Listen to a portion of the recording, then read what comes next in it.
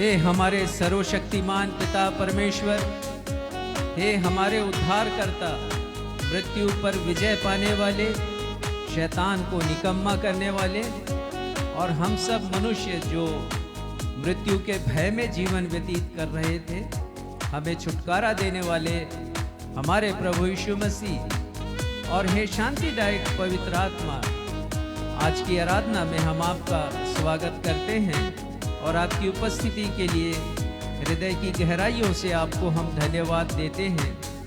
भजनकार लिखते हैं, मैं जीवन भर यहोवा का भजन गाता रहूँगा, जब तक मैं बना रहूँगा तब तक अपने परमेश्वर का भजन गाता रहूँगा। और वो आगे लिखते हैं, मेरा ध्यान करना परमेश्वर को प्रिय लगे। जी हाँ प्यारे भाइयों और बहनों, हमारा गीत गाना, हमारी आराधना, हमारी भक्ति, हमारी प्रार्थना, वचन का पढ़ना और वचन के प्रचार को सुनना परमेश्वर को प्रिय लगे, परमेश्वर उसे ग्रहण करे। और वो कहते हैं कि मैं यहोवा के कारण आनंदित रहूँगा। तो हम अपने परमेश्वर यहोवा के कारण आनंदित रहें, हम अपने परमेश्वर का धन्यवाद करें, हम उनसे प्रार्थना करें, उनके लिए गीत गाएं और उनके आश्चर्य कर्मों पर ध्यान करें। जी हाँ प्यारे भाइयों और बहनों, हम पिछले सप्ताह से प्रभु यीशु मसीह के आश्चर्य कर्म पर ध्यान दे रहे हैं और सबसे बड़ा आश्चर्य कर्म उनमें से एक प्रभु यीशु मसीह ने किया कि मृतकों में से जीवित होकर उन्होंने मृत्युंजय की और पुनरुत्थान की सामर्थ को प्रकट किया है। तो आइए हम सब मिलकर बड़े आनंद और प्रसन्नता से फिर से प्रभु यीशु मसीह के पुनरुत्थान को सेलिब्रेट करें और हम सब गाएं, आके देखो सारे लोगों, मेरा यीशु जिंदा है। हमें संसार को बताने की जरूरत है, प्रचार करने की जरूरत है कि मेरा यीशु जिंदा है और मेरा यीशु मुझ में रहता है। आके देखो सारे लोगों, मेरा यीशु जिंदा है। वो जगत का उद्धार करता है, पापी को बचाता है। आके देखो सारे लोगों, मेरा यीशु जिंदा है। वो जगत का उद्धार करता है, पापी को बचाता है।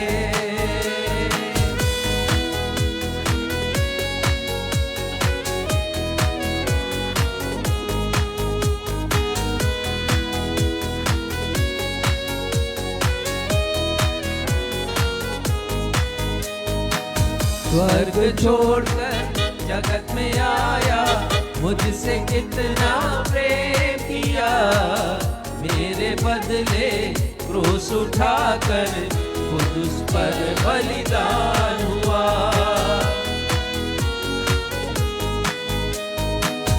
स्वर्ग छोड़कर जगत में आया, मुझसे कितना प्रेम किया। मेरे बदले क्रूस उठाकर खुद उस पर बलिदान हुआ। आके देखो सारे लोगों, मेरा यीशु जिंदा है।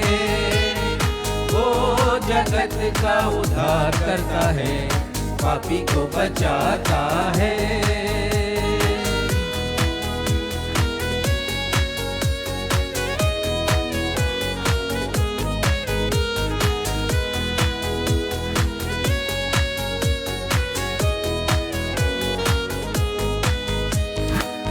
करके वादा हो गया है, जगत में फिर वो आएगा। विश्वासी को ले जाएगा, पापी को छोड़ जाएगा। करके वादा हो गया है, जगत में फिर वो आएगा। विश्वासियों को ले जाएगा, पापी को छोड़ जाएगा। आके देखो सारे लोगों, मेरा यीशु जिंदा है।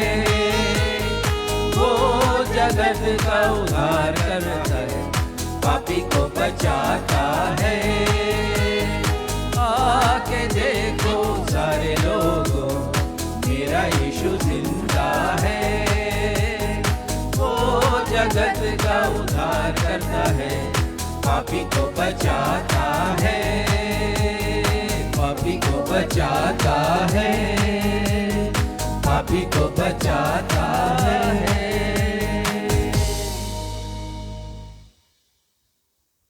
नवजीवन इवेंजलिकल चर्च की 320वीं 328 ऑन एवं ऑफलाइन रविवारी आराधना में मैं क्षितिज मसीह आप समस्त प्रभु भक्तों का अपने उद्धारकर्ता एवं मृत्युंजयी प्रभु यीशु मसीह के नाम में स्वागत करता हूं एवं आप सबों को जय यीशु, यीशु सहाय, शालोम, जय मसीह की और प्रेज द लॉर्ड कहता हूं। Praise the Lord. प्रिय भाइयों एवं बहनों, पिछले रविवार को हमने अपने उद्धारकर्ता प्रभु यीशु मसीह के पुनरुत्थान पर्व को बड़े आनंद और हर्षोल्लास के साथ मनाया। आप सब मेरी बात से सहमत होंगे कि आजकल कुछ महत्वपूर्ण ऐतिहासिक घटनाओं या मानवीय संबंधों या पर्वों को स्मरण करने के लिए कुछ खास दिन ठहरा दिए गए हैं। उस खास दिन के आने की प्रतीक्षा लोग बड़े चाव से करते हैं और जब वह दिन आता है तो जनमानस उस दिन को बहुत ही उत्साह, उमंग और आनंद से मनाता है। परंतु अफसोस की बात यह है कि दिन बीतने के साथ साथ उस दिन की यादें भी धूमिल होने लगती हैं। लोगों का उत्साह ठंडा पड़कर उस दिन का महत्व एवं औचित्य बासा या पुराना पड़ जाता है और लोग उस महत्वपूर्ण दिन को तब याद करते हैं जब साल बदलकर फिर से वह दिन आ जाता है। सांसारिक रूप से मनाए जाने वाले ऐतिहासिक घटनाओं, पर्वों या मानवीय संबंधों पर आधारित महत्वपूर्ण दिन सांसारिक मनुष्यों के द्वारा भले ही बाद में भुला दिए जाएं, परंतु सच्चे मसीही जनों के लिए मसीही पर्व कभी भी बासे, पुराने या अरुचिकर नहीं होते हैं। मसीही पर्व चाहे क्रिसमस का हो, पाम संडे, गुड फ्राइडे या प्रभु यीशु मसीह के पुनरुत्थान दिवस का ही क्यों न हो, उनकी स्मृतियां हमारे हृदय पटल पर हर दिन तरोताजा रहनी चाहिए। इसी बात को ध्यान में रखते हुए हमारे पासवान साहब फिर से प्रभु यीशु के पुनरुत्थान पर अपने पिछले संदेश को जारी रखेंगे, अतः आप संदेश को अवश्य ही सुनिएगा। आइए इस समय हम जीवित प्रभु यीशु की प्रशंसा करते हुए एक गीत गाएं। हम आदर पूर्वक अपने स्थानों पर खड़े हो जाएंगे, उस जीवित खुदा को महिमा देते हुए यह गीत गाएंगे जिसके शब्द हैं, राजाओं का राजा है, वो प्रभुओं का प्रभु है।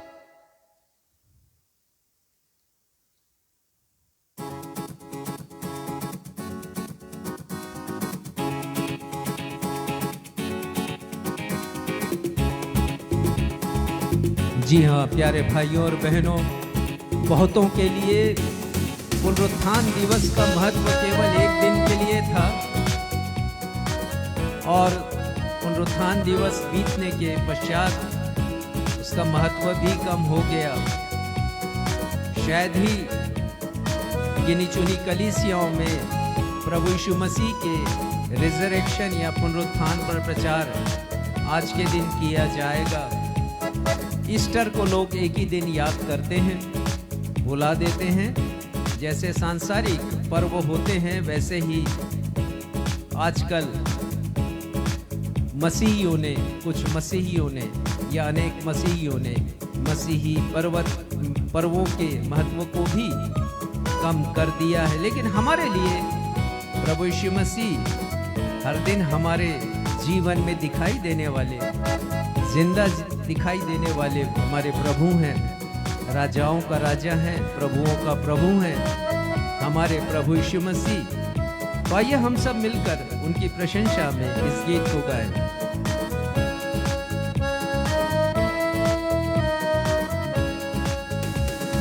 राजाओं का राजा है, वो प्रभुओं का प्रभु है। राजाओं का राजा है, वो प्रभुओं का प्रभु है। प्रभु यीशु मसीह, प्रभु यीशु मसीह, प्रभु यीशु मसीह, प्रभु यीशु मसीह। राजाओं का राजा है, वो प्रभुओं का प्रभु है।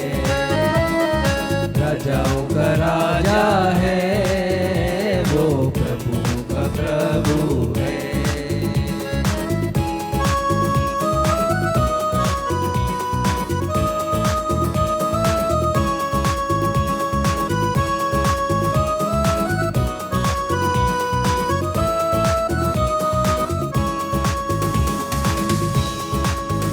शत्रु को हरा दिया, संसार को जीत लिया, मृत्यु से पार होकर अनंत जीवन दिया।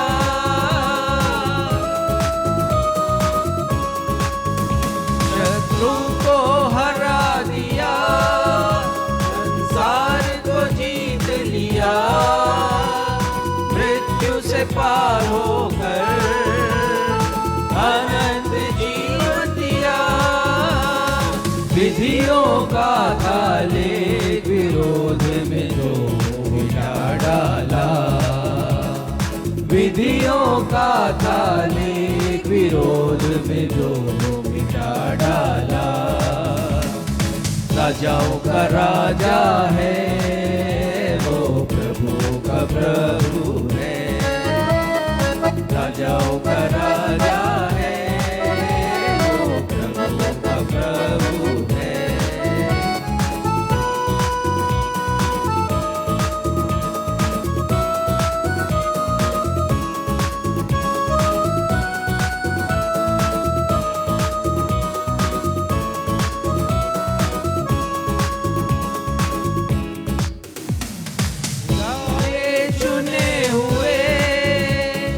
विश्वासियों के नाम जय पाना ही है, वचन की है ये आवाज।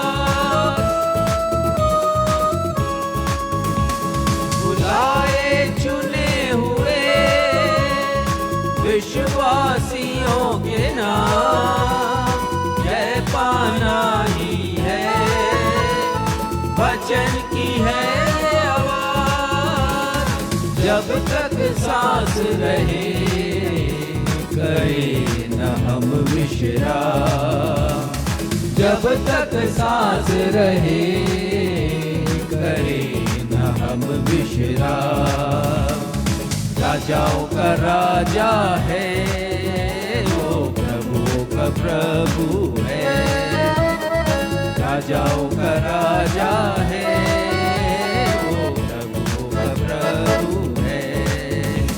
प्रभु यीशु मसीह, प्रभु यीशु मसीह, प्रभु यीशु मसीह, प्रभु यीशु मसीह। राजाओं का राजा है, वो प्रभुओं का प्रभु है। राजाओं का राजा है, प्रभुओं का प्रभु है, वो प्रभुओं का प्रभु है, प्रभुओं का प्रभु है।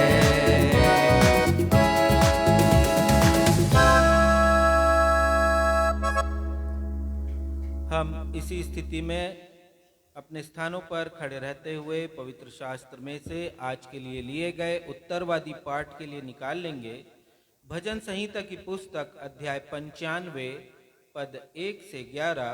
भजन संहिता 95 पद 1 से 11, और इसे पढ़ने में अगुवाई भाई सक्षम मसीह करेंगे।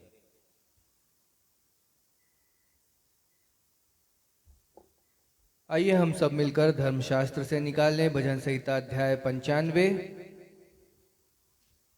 पद संख्या 1 से 11, यानी कि ये इस पूरे अध्याय को जैसा कि हमारा दस्तूर रहा है हम उत्तरवादी की रीति से पढ़ लेंगे और अंत में हम सब मिलकर के 11वें पद को साथ में पढ़ लेंगे।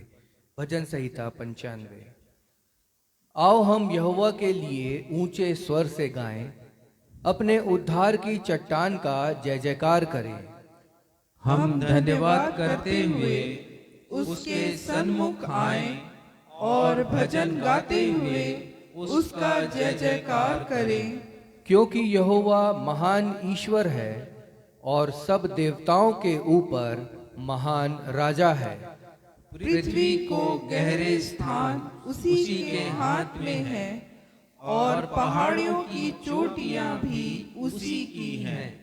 समुद्र उसका है और उसी ने उसको बनाया और स्थल भी उसी के हाथ का रचा है। आओ हम झुककर दंडवत करें और अपने कर्ता यहोवा के सामने घुटने टेके। क्योंकि वही हमारा परमेश्वर है और हम उसकी चराई की प्रजा और उसके हाथ की भेड़ें हैं। भला होता कि आज तुम उसकी बात सुनते। अपना अपना हृदय ऐसा कठोर मत करो जैसा मरीबा में व मस्सा के दिन जंगल में हुआ था। जब तुम्हारे पुरखाओं ने मुझे परखा, उन्होंने मुझको जांचा और मेरे काम को भी देखा। 40 वर्ष तक मैं उस पीढ़ी के लोगों से रूठा रहा और मैंने कहा ये तो भटकने वाले मन के हैं और इन्होंने मेरे मार्गों को नहीं पहचाना। सब साथ में पढ़ें। इस कारण मैंने क्रोध में आकर शपथ खाई कि ये मेरे विश्राम स्थान में कभी प्रवेश न करने पाएंगे। ये सत्य और जीवित परमेश्वर का, हमारे उद्धार की चट्टान प्रभु यीशु मसीह का सत्य और जीवित वचन है। परमेश्वर पिता, प्रभु यीशु मसीह और पवित्र आत्मा वचन के पढ़े जाने, सुने जाने और समझे जाने पर हम में से हर एक को अपनी बहुतायत की आशीषों से परिपूर्ण करें। हम सब कहें आमीन। आमीन। कलीसिया अपना स्थान ग्रहण करे। अब हमारी कलीसिया के पासबान साहब रेवरेंड राजेश मसीह को अवसर होगा कि वे हम सबों को कलीसियाई सूचनाओं से अवगत कराएंगे। सूचनाओं के पश्चात वे हम सबों के लिए मध्यस्थता की प्रार्थना में अगुवाई करेंगे। यदि आप हमारे ऑनलाइन दर्शक जो हमारे साथ जुड़े हुए हैं या आने वाले दिनों में इस ऑनलाइन आराधना में शामिल होंगे, प्रसारण को देखते हुए यदि आप लोगों के पास कोई प्रार्थना निवेदन है जिन्हें आप हमारे साथ शेयर करना चाहते हैं, या कोई गवाही है जिसे आप हमारे साथ शेयर करना चाहते हैं और आप अपने उस आनंद को, अपनी उस गवाही के आनंद को दुगना करना चाहते हैं, तो हमारे साथ जरूर शेयर कीजिए। इसके लिए आप फेसबुक के कमेंट बॉक्स पर, यूट्यूब के कमेंट बॉक्स पर या व्हाट्सएप के माध्यम से हमारी कलीसिया के पासबान या हमारी नवजीवन इवेंजलिकल कलीसिया से संपर्क कर सकते हैं।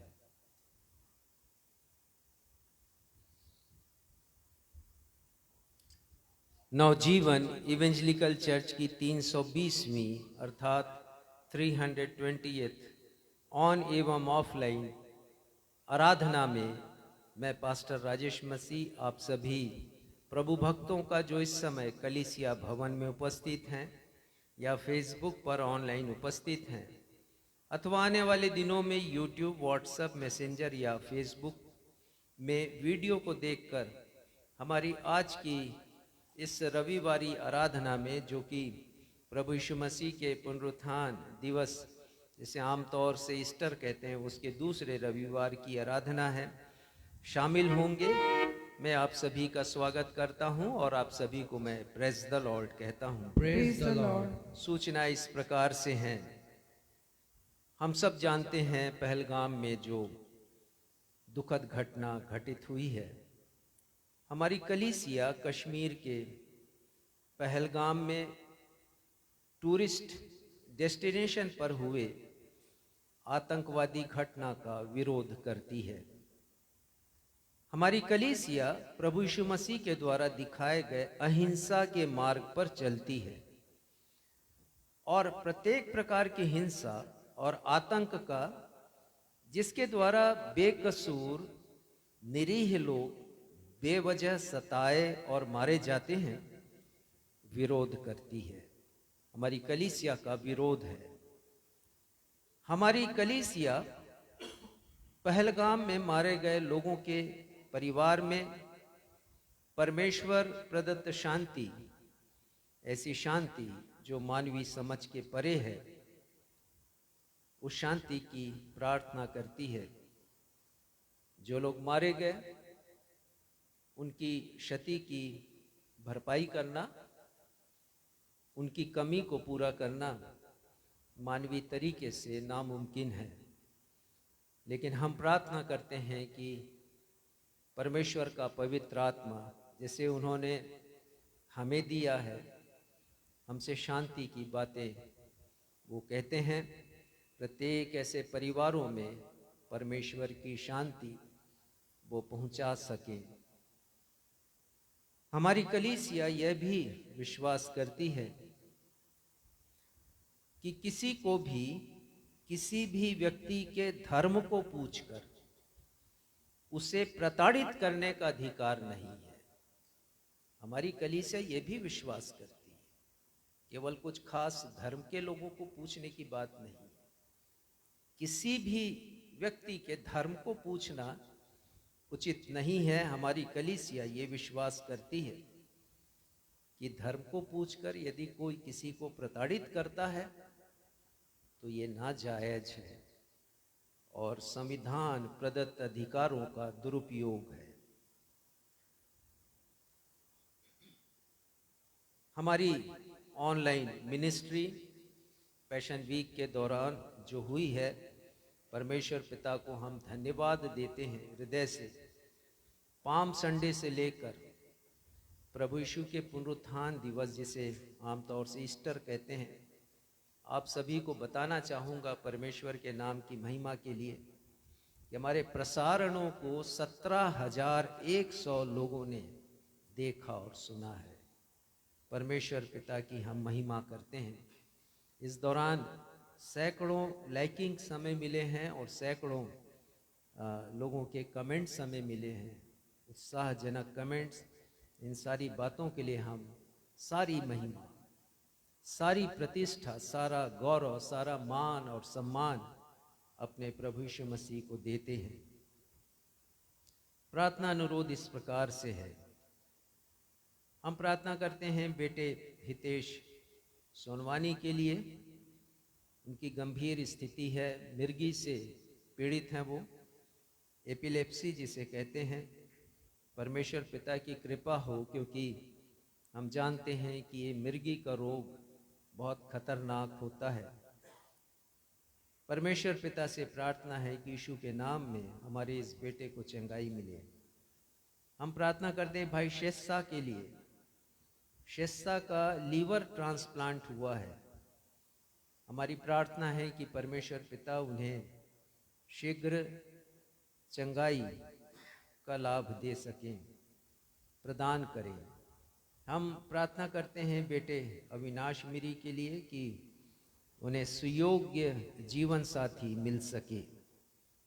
हम प्रार्थना करते हैं एक बहुत छोटे बच्चे शिशु के लिए, 1.5 वर्ष का है, सितांश नाम है और निमोनिया से ग्रसित है।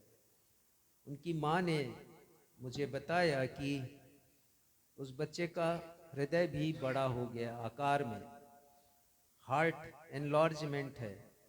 प्रार्थना करते हैं परमेश्वर पिता की चंगाई भरा स्पर्श, जिसके लिए हमने प्रार्थना की थी, हमारे उस छोटे शिशु को प्राप्त हो सके। उसी प्रकार हम अपने एक और दर्शक के लिए, ऑनलाइन दर्शक शाहनवाज के बेटे के लिए प्रार्थना करते हैं। तेज बुखार है और उन्होंने बताया कि ये ब्रोकन फैमिली है उनकी, और वो चाहते हैं कि पत्नी रजामंदी से उनके पास फिर से वापस आ सके। परमेश्वर पिता की कृपा हो। भाई शैलेंद्र हेनरी के लिए प्रार्थना करते हैं। कैटरेक्ट की सर्जरी हुई है। परमेश्वर पिता शीघ्र स्वास्थ्य लाभ प्रदान करें। परमेश्वर पिता को धन्यवाद देते हैं। भाई मनबोध के लिए, जैसा आपको स्मरण होगा, पिछले दिनों हमने उनके लिए प्रार्थना की थी। एक्सीडेंट हुआ था, सिर और कंधे पर संघातक चोटें आई थीं, लेकिन प्रभु ने प्रार्थना सुना, उनके जख्मों को ठीक किया उन्होंने, और अभी वो पूर्ण स्वास्थ्य लाभ करके चंगाई की ओर, पूर्ण चंगाई की ओर अग्रसर हो रहे हैं। परमेश्वर पिता को धन्यवाद। आइए इन सारे निवेदनों को हम अपने उद्धारकर्ता प्रभु यीशु के नाम में अपने पिता परमेश्वर के सिंहासन के समक्ष रखें। ये हमारे परमेश्वर पिता, हमारे उद्धारकर्ता और हमारे माध्यम प्रभु यीशु मसीह के द्वारा हम इन सारे निवेदनों को, अपनी विनतियों को आपके सन्मुख रखते हैं। प्रार्थना करते हैं पिता, पहलगाम में जो भी आतंकवादियों ने घटनाएं की हैं, दुखद हैं। बहुतों के परिवार उजड़ गए।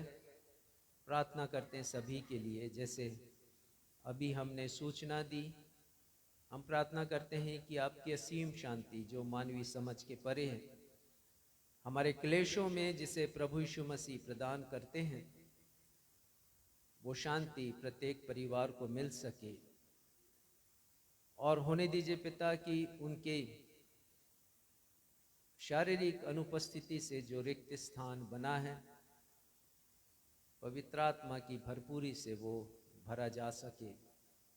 साथ ही पिता, उन हर एक लोगों के परिवार के लिए प्रार्थना करते हैं कि जो दर्द उन्हें मिला है, जो पीड़ा हुई है, जो दुख मिला है, उसे सहने की क्षमता प्रदान करें।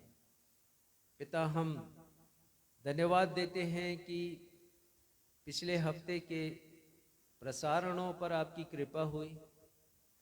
17,100 से अधिक लोगों ने प्रसारणों का लाभ उठाया। पिता, वचन को सुना है और बहुत से लोगों ने यकीन किया है। हम आपको धन्यवाद देते हैं। प्रार्थना करते हैं कि इन दिनों जबकि हम देखते हैं परिस्थितियों को और हम ऑनलाइन सेवा कर रहे हैं, अधिक से अधिक लोगों के पास हम पहुंच सकें आपके वचन को लेकर, और ये वचन परिवर्तनकारी हो सके, लोगों के जीवन को बदलने वाला हो सके, जिनका जीवन वैसे ही बदला हुआ है प्रभु यीशु मसीह में, आत्मिक रीति से और भी उन्नत हो सके, अग्रसर हो सके, सिद्धता की ओर आगे कदम बढ़ा सकें। यही हमारी प्रार्थना है। पिता, हम शेष प्रार्थना अनुरोधों को भी, जिसे अभी हमने पढ़ा है, आपके सामने, आपके समक्ष रखते हैं। आपकी कृपा प्रत्येक लोगों के ऊपर चाहते हैं। हमारी प्रार्थना है पिता, जैसे जिसके लिए प्रार्थना की गई थी, कृपा करके सुनिएगा और उन्हें उस प्रार्थना का उत्तर दीजिएगा। धन्यवाद देते हैं हमारे भाई मनबोध को, आपने चंगाई दी, उन्होंने धन्यवाद कहा है आपको, और आपका दास होने के नाते उनके धन्यवाद को मैं आप तक पहुंचाता हूं। पिता, हम धन्यवाद देते हैं पुनः प्रभु यीशु मसीह के लिए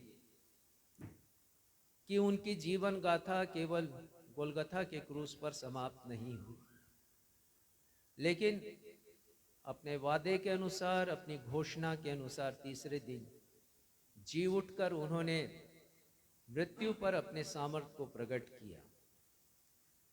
पुनरुत्थान की सामर्थ्य से वो जीवित हुए और हमें संदेश दिया कि मृत्यु हमारे लिए भय का विषय नहीं, डरने का विषय नहीं, परंतु एक ऐसा आरंभ है जिसका कोई अंत नहीं।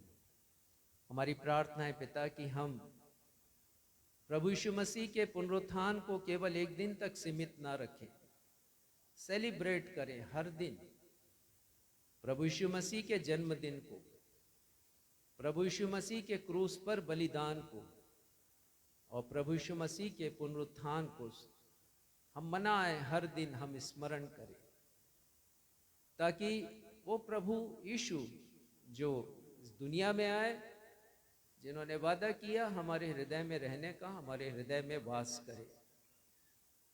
वो असीमित हैं, हम उन्हें सीमित कभी ना करें। वो विशाल हैं, हम कभी उन्हें छोटा ना बनाएं।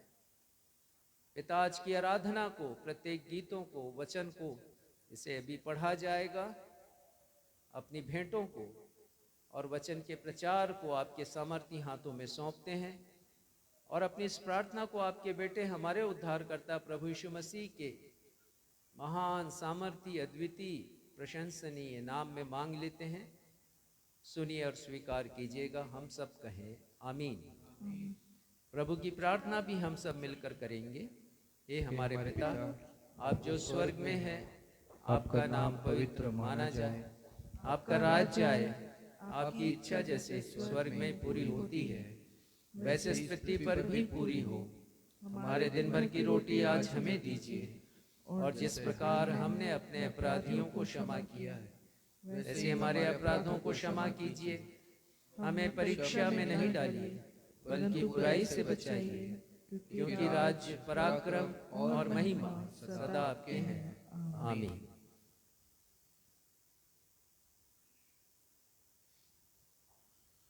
अब हम सभी के लिए अवसर होगा जब हम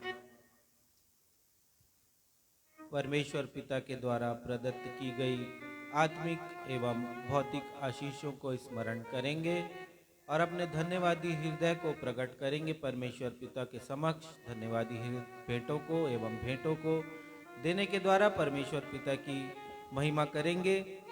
यदि हमारे ऑनलाइन दर्शक हमारी कलीसिया के द्वारा किए जा रहे सेवा के कार्य या सुसमाचार की उन्नति या कलीसिया भवन के फिनिशिंग के कार्य के लिए अपनी भेंटों को देना चाहते हैं तो वे हमारी कलीसिया के पासबान रेवरेंड राजेश मसीह से संपर्क कर सकते हैं। आइए इस समय जब हम अपनी भेंटों को अर्पित करेंगे, हम सभी मिलकर यह गीत गा लेंगे। जी उठा, हाँ जी उठा है, मेरा यीशु जिंदा खुदा है।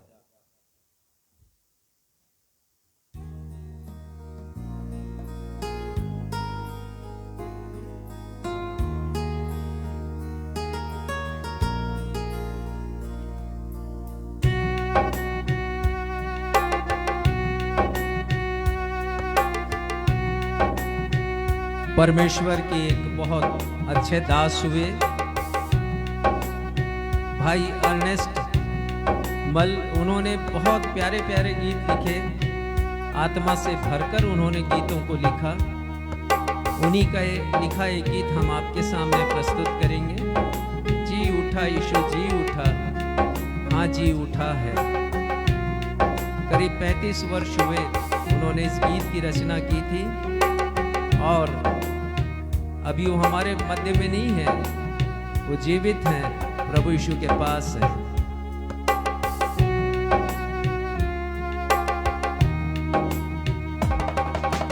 जी उठा यीशु जी उठा, यीशु जी उठा, हाँ जी उठा है। जी उठा यीशु जी उठा, यीशु जी उठा, हाँ जी उठा है। हालेलुया हालेलुया हालेलुया हालेलुया, यीशु मेरा जिंदा है। हालेलुया यीशु मेरा जिंदा है। Hallelujah hallelujah hallelujah hallelujah hallelujah, यीशु मेरा जिंदा है। हालेलुया यीशु मेरा जिंदा है। हालेलुया मेरा यीशु जिंदा हुआ है, मेरा यीशु जिंदा हुआ है, मेरा यीशु जिंदा हुआ है, मेरा यीशु जिंदा हुआ है, मेरा यीशु जिंदा हुआ है, मेरा यीशु जिंदा हुआ है।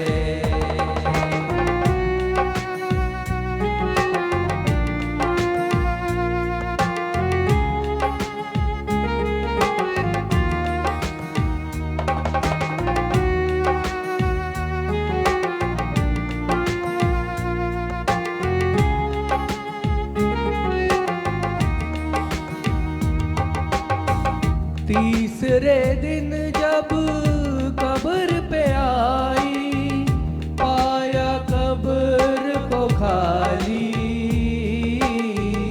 पाया कब्र को खाली।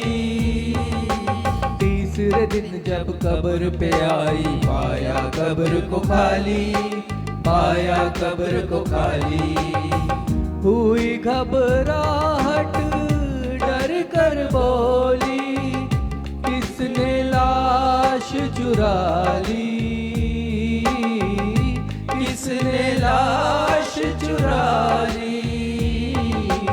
कोई घबराहट डर कर बोली, किसने लाश चुरा ली, किसने लाश चुरा ली। वो हाजिर बोला फरिश्ता, मत ढूंढो वो जी उठा है, मेरा यीशु जिंदा खुदा है। वो हाजिर बोला फरिश्ता, मत ढूंढो वो जी उठा है, मेरा यीशु जिंदा खुदा है। जी उठा यीशु, जी उठा यीशु, जी उठा, हाँ जी उठा है। जी उठा यीशु, जी उठा यीशु, जी उठा, हाँ जी उठा है।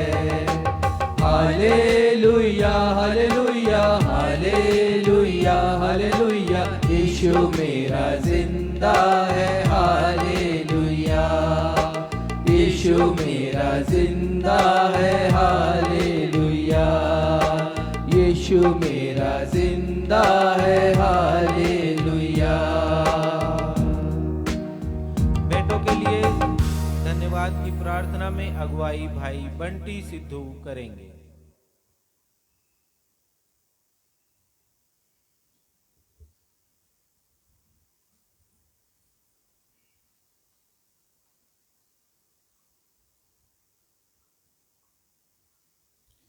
आइए प्रार्थना करें। आकाश और पृथ्वी के मालिक, सेनाओं के यहोवा, आपके प्रिय बेटे हमारे उद्धारकर्ता यीशु मसीह के नाम से हम सभी आपके अनुग्रह के सिंहासन के पास आते हैं। प्यारे परमेश्वर, आपके पवित्र कलाम में लिखा है पिता परमेश्वर कि अवसर को बहुमूल्य जानो क्योंकि दिन बुरे हैं। खुदा बाप, दिन बहुत सचमुच बहुत बुरे हैं प्रभु, लेकिन हम आपका धन्यवाद करते हैं पिता परमेश्वर कि हम आपके भवन में पाए जाते हैं। हम आपका शुक्रिया करते हैं मेरे खुदा। ऑनलाइन ऑफलाइन जितने भी भाई बहन मौजूद हैं पिता परमेश्वर, उनके लिए हम आपका कोटि कोटि धन्यवाद करते हैं। प्रभु दया कीजिए पिता परमेश्वर, इसी प्रकार आप हमें अपने गले से लगा के रखिए प्रभु। जिस तरह एक मुर्गी अपने बच्चों को छिपा के रखती है पिता परमेश्वर, इस तरह आप हमें छिपा के रखिए प्रभु जी। हम आपका धन्यवाद करते हैं प्रभु। इस बुरे दिनों में पिता परमेश्वर कहीं शांति नहीं है मेरे खुदा, कहीं शांति नहीं है। चारों तरफ पिता परमेश्वर अशांति है प्रभु, हाहाकार मची हुई है प्रभु। प्रभु, आनंद की भरपूरी सिर्फ तेरे पास है खुदा बाप। हम आपका धन्यवाद करते हैं प्रभु।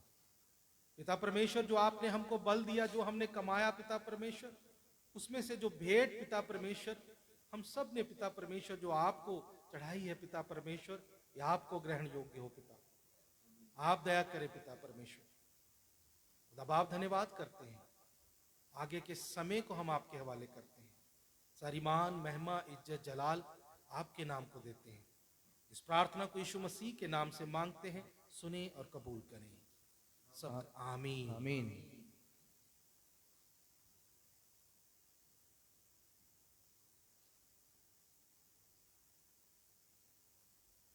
पवित्र शास्त्र बाइबल से पाठों के पठन का अवसर होगा। पहला पाठ जो पुराने नियम से लिया गया है, यहेजकेल नबी की पुस्तक अध्याय 36 पद 25 से 27।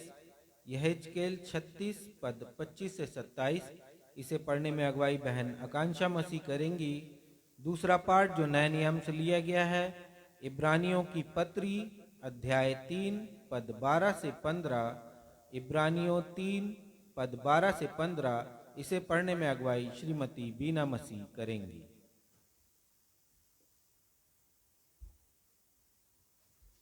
आप सबों को जय मसीह की। मैं आप लोगों के सामने पुराने नियम से पढ़ लूंगी। यहेजकेल अध्याय 36 पद 25 से लेकर 27। मैं तुम पर शुद्ध जल छिड़कूंगा और तुम शुद्ध हो जाओगे, और मैं तुमको तुम्हारी सारी अशुद्धता और मूर्तों से शुद्ध करूंगा। मैं तुमको नया मन दूंगा और तुम्हारे भीतर नई आत्मा उत्पन्न करूंगा, और तुम्हारी देह में से पत्थर का हृदय निकालकर तुमको मांस का हृदय दूंगा। मैं अपना आत्मा तुम्हारे भीतर देकर ऐसा करूंगा कि तुम मेरी विधियों पर चलोगे और मेरे नियमों को मानकर उनके अनुसार करोगे। परमेश्वर अपने पढ़े हुए वचन पर आशीष दे। हम सब कहें आमीन।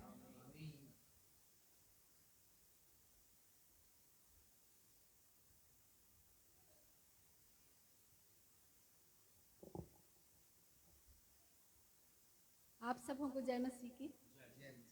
मैं आपके समक्ष दूसरा पाठ नए नियम से पढ़ लूंगी। इब्रानियों उसका 3 अध्याय पद 12 से 15 तक। यहाँ पर इस प्रकार लिखा है, हे भाइयों, चौकस रहो कि तुम में से ऐसा बुरा और अविश्वासी मन ना हो जो तुम्हें जीवते परमेश्वर से दूर हटा ले जाए। वरन जिस दिन तक आज का दिन कहा गया है, हर दिन एक दूसरे को समझाते रहो। ऐसा न हो कि तुम में से कोई जन पाप के छल में आकर कठोर हो जाए, क्योंकि हम मसीह के भागीदार हुए हैं। यदि हम अपने प्रथम भरोसे पर अंत तक दृढ़ता से स्थिर रहें, जैसा कहा जाता है, यदि आज तुम उसका शब्द सुनो तो अपने मनों को कठोर न करो, जैसा कि क्रोध दिलाने के समय किया था। यह परमेश्वर का जीवित सत्य वचन है। परमेश्वर इसके पढ़े एवं सुने जाने पर हम सबों को आशीष प्रदान करें। हम सब कहें आमीन। आमीन। सुसमाचार पाठ के आधार में कलीसिया अपने स्थानों पर खड़े हो जाएगी और आज का सुसमाचार का पाठ जो लिया गया है, लूका रचित सुसमाचार अध्याय 24 पद 13 से 16, तत्पश्चात पद 25 से 31। लूका 24 13 से 16 एवं पद 25 से 31। और इसे पढ़ने में अगुवाई कलीसिया के पासवान रेवरेंड राजेश मसीह करेंगे।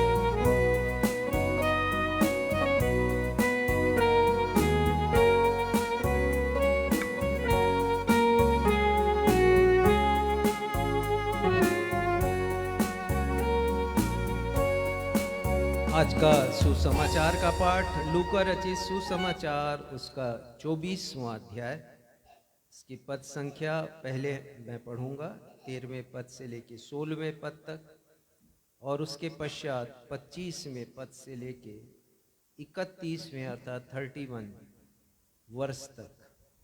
यहाँ इस प्रकार लिखा है, उसी दिन अर्थात जिस दिन प्रभु यीशु मसीह का पुनरुत्थान हुआ, उनमें से 2 जन अर्थात प्रभु यीशु मसीह के शिष्यों एवं समूह से 2 जन इमाउस नामक एक गांव को जा रहे थे, जो यरूशलेम से कोई 7 मील की दूरी पर था। वे इन सब बातों पर जो घटित हुई थी आपस में बातचीत करते जा रहे थे।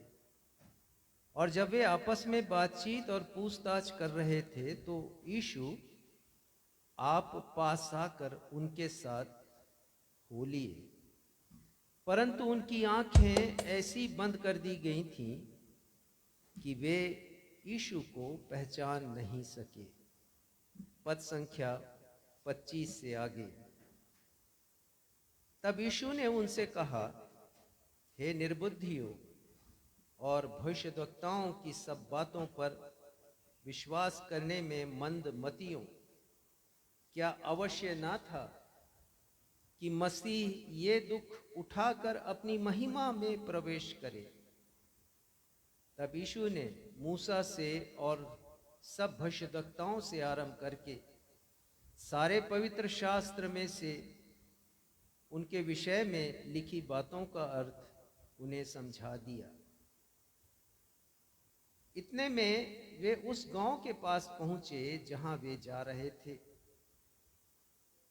और यीशु के ढंग से ऐसा जान पड़ा कि यीशु आगे बढ़ना चाहते हैं, परंतु उन्होंने यह कहकर यीशु को रोका, हमारे साथ रह, क्योंकि संध्या हो चली है और दिन बहुत ढल गया है। तब यीशु उनके साथ रहने के लिए भीतर गया। जब यीशु उनके साथ भोजन करने बैठा तो यीशु ने रोटी लेकर धन्यवाद किया और उसे तोड़कर उन दोनों को देने लगा। तब उन दोनों की आंखें खुल गईं और उन्होंने उसे पहचान लिया, और यीशु उनकी आंखों से छिप गया। ये प्रभु यीशु ख्रिस्ट का सुसमाचार है। हे प्रभु यीशु ख्रिस्ट, आपके नाम की महिमा हो। कलीसिया कहे आमीन। आमीन। कलीसिया अपना स्थान ग्रहण करे।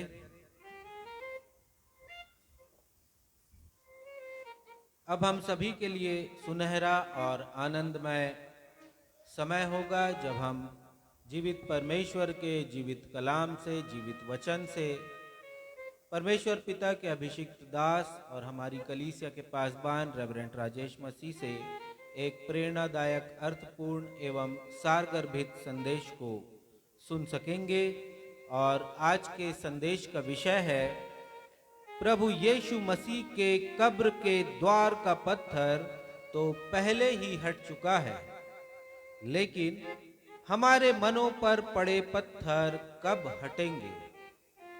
The stone of Lord Jesus' grave has already been rolled away.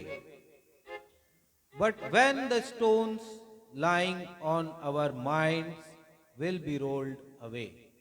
परंतु इससे पहले कि हम आज का संदेश सुने, हम संदेश से ताल्लुक रखता हुआ यह गीत मिलकर के गाएंगे। गीत के शब्द हैं, मुर्दों में क्यों ढूंढ रहे हो अपने जीवित प्रभु को, आओ देखो कब्र है खाली, देखो उसकी सामर्थ को।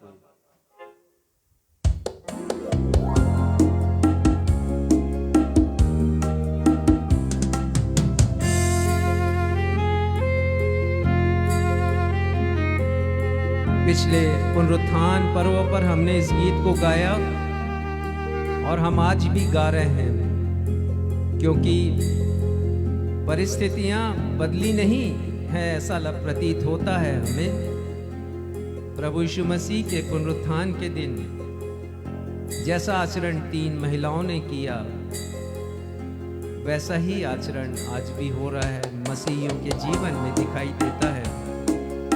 स्वर्गदूत ने कहा, मुर्दों के मध्य तुम जीवित को क्यों ढूंढते हो? और आज भी मुर्दों के मध्य जीवित को ढूंढा जा रहा है। हम विश्वास करें, नए नियम में एक ही कब्र है प्रभु यीशु की, और वो भी खाली है। हम प्रभु यीशु मसीह के सामर्थ को देखें।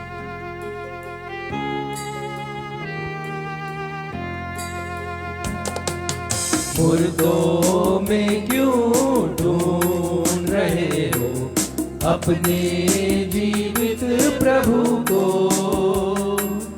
आओ देखो कब्र है खाली, देखो उसकी सामर्थ को। मुर्दों में क्यों ढूंढ रहे हो अपने जीवित प्रभु को। आओ देखो कब्र है खाली, देखो उसकी सामर्थ को। ओ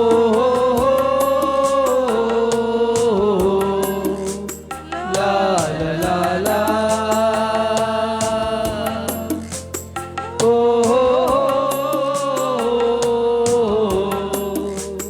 ला ला ला।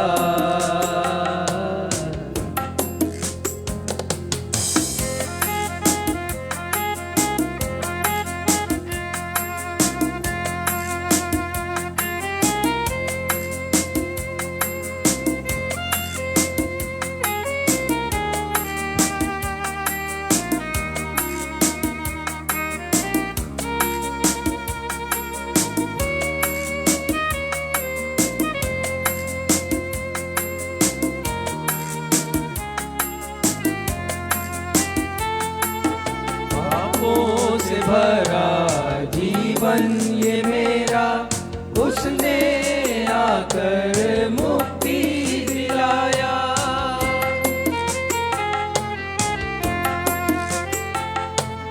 पापों से भरा जीवन ये मेरा, उसने आकर मुक्ति दिलाया। देकर जीवन दान मसीह ने क्रूस पर लहू बहाया। कर दे अर्पण अपना सब कुछ अपने जीवित प्रभु को। आओ देखो कब्र है खाली, देखो उसकी सामर्थ को।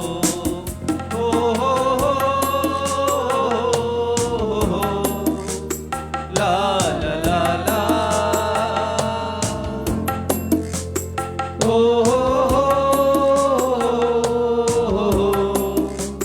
ला ला ला।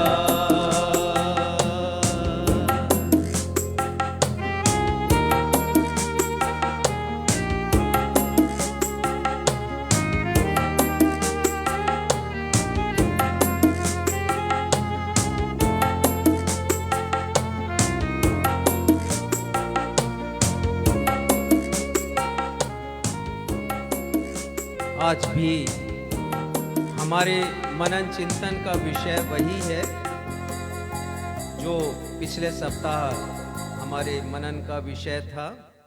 और विषय ये था कि प्रभु यीशु मसीह के कब्र के द्वार का पत्थर तो पहले ही हट चुका है, हमारे मनों पर पड़े पत्थर कब हटेंगे। तो हमारे मनों पर एक नहीं अनेक पत्थर है पवित्र शास्त्र के अनुसार, और इन पत्थरों ने हमारे हृदय पर कब्जा कर लिया है, जिन्हें हटाए जाने की आवश्यकता है। Stone of the Lord Jesus Christ grave has already been rolled away. When the stones of our hearts will be rolled away. आज हमारे मनन चिंतन का ये विषय है।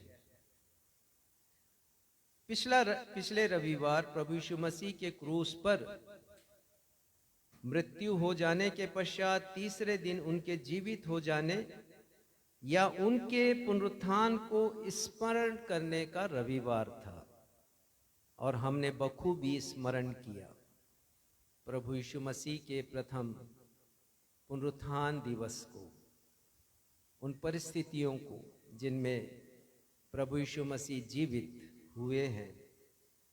प्रभु यीशु मसीह ने क्रूस पर अपने मृत्यु की और तीसरे दिन जीवित हो जाने की एक बार नहीं, दो बार नहीं, 3 बार बड़ी स्पष्ट रीति से घोषणा की थी।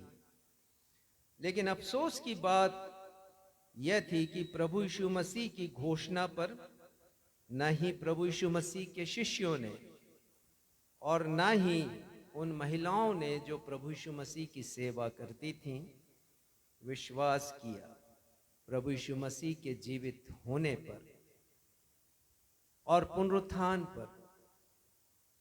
इन लोगों ने, जो बहुत खास लोग थे, प्रभु यीशु मसीह के बहुत करीब थे, उन्होंने विश्वास नहीं किया।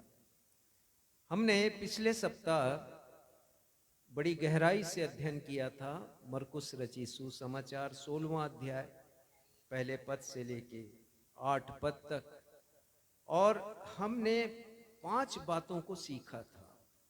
पर इसके पहले कि मैं आज के मनन में आपको कुछ और पत्थरों के बारे में बताऊं जो हमारे हृदय पर पड़े हुए हैं, मैं चाहता हूं कि एक पुनरावृत्ति मैं कर दूं ताकि आपको स्मरण रहे कि पिछले रविवार को पुनरुत्थान दिवस के दिन आपने क्या सीखा था।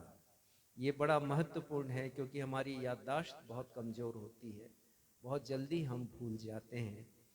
और ये भी हो सकता है कि आज हमारे साथ वे लोग शामिल हों जो कि पिछले रविवार या पुनरुत्थान दिवस के दिन हमारे साथ नहीं थे, उनके लिए भी एक अच्छा रिवीजन ये होगा। तो पहली बात बताना चाहता हूँ जिसे हमने सीखा था पिछले रविवार को, कि जैसे प्रभु यीशु मसीह के शिष्यों ने और उनकी शिष्याओं कह लीजिए प्रभु यीशु मसीह की जो सेवा करती थी, प्रभु यीशु मसीह के पुनरुत्थान पर विश्वास नहीं किया और अपने विश्वास को उन्होंने कार्यों के द्वारा भी प्रकट नहीं किया, क्योंकि ये जरूरी है।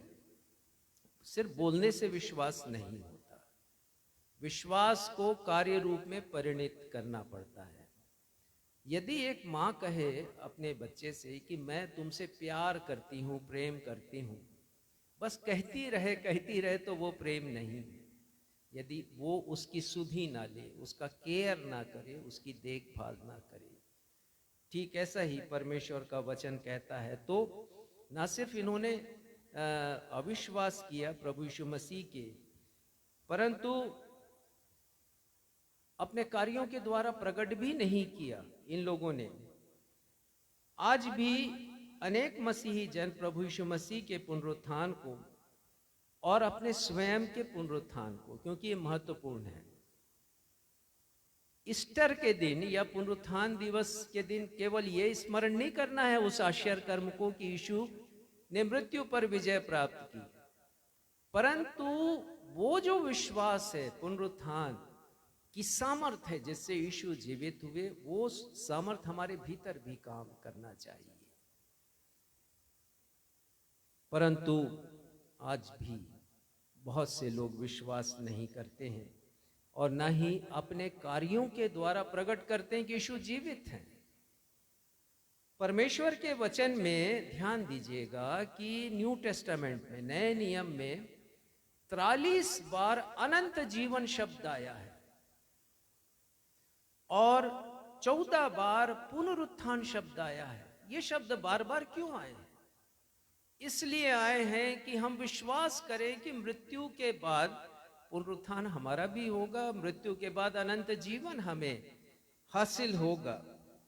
परंतु विडंबना यह है कि जैसे प्रभु यीशु मसीह के शिष्यों ने प्रभु यीशु मसीह के जीवित होने की घोषणा पर अपने विश्वास को अपने कार्यों के द्वारा प्रकट नहीं किया, वैसे ही आज भी बहुत से मसीही अपने विश्वास को जो प्रभु यीशु मसीह के पुनरुत्थान पर वो प्रकट करते हैं, खासकर जब विश्वास वचन का अंगीकार करते हैं, अपने कार्यों के द्वारा प्रकट नहीं कर रहे हैं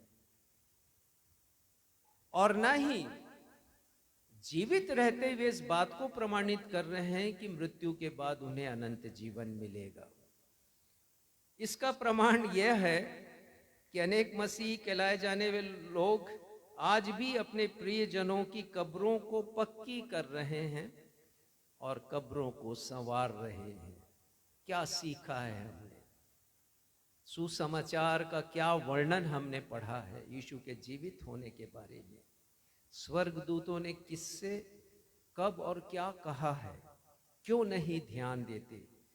हमें ध्यान देने की जरूरत है। दूसरी बात जो हमने सीखी थी, मरकुस 16 अध्याय उसके पहले, दूसरे, तीसरे पद का हमने अध्ययन किया था कि आज से 1992 वर्ष पहले प्रभु यीशु मसीह के सेविकाएं, जो सेविका थी प्रभु यीशु मसीह की, मरियम मगदलिनी, याकूब की माता मरियम और सलोमी, प्रभु यीशु मसीह के पुनरुत्थान की सुबह वो आती हैं। उनके मध्य में चर्चा का जो प्रमुख विषय था, जो मुख्य एजेंडा था उनके बात करने का, वो 4 बातें थीं। मैंने आपको बताया था, वो चर्चा कर रही थी यीशु की कब्र के बारे में, वो चर्चा कर रही थी प्रभु यीशु मसीह के मृतदेह के विषय में, वो चर्चा कर रही थी कब्र के द्वार के पत्थर के बारे में, और वो चर्चा कर रही थी सुगंधित वस्तुओं के बारे में। लेकिन प्रभु यीशु मसीह के पुनरुत्थान का कोई जिक्र नहीं था।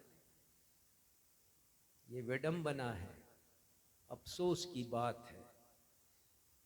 और हमने सीखा था कि आज भी अनेक मसीहियों के लिए प्रभु यीशु के पुनरुत्थान दिवस या ईस्टर का यही महत्व है, जैसे उनके लिए था कि ये सब चर्चा कर रही थी, उनके लिए भी चर्चा का विषय यही है कि हमारे प्रियजन हैं, हमारे जो बहुत खास लोग जिनकी मृत्यु हो गई और अभी इस समय वो नहीं हैं इस दुनिया में, और बहुत से मसीही लोग जाते हैं और सुगंधित वस्तु लेकर के जाते हैं, सब कुछ जाते हैं, लेकिन प्रभु यीशु मसीह के पुनरुत्थान की बातें लोग नहीं करते हैं।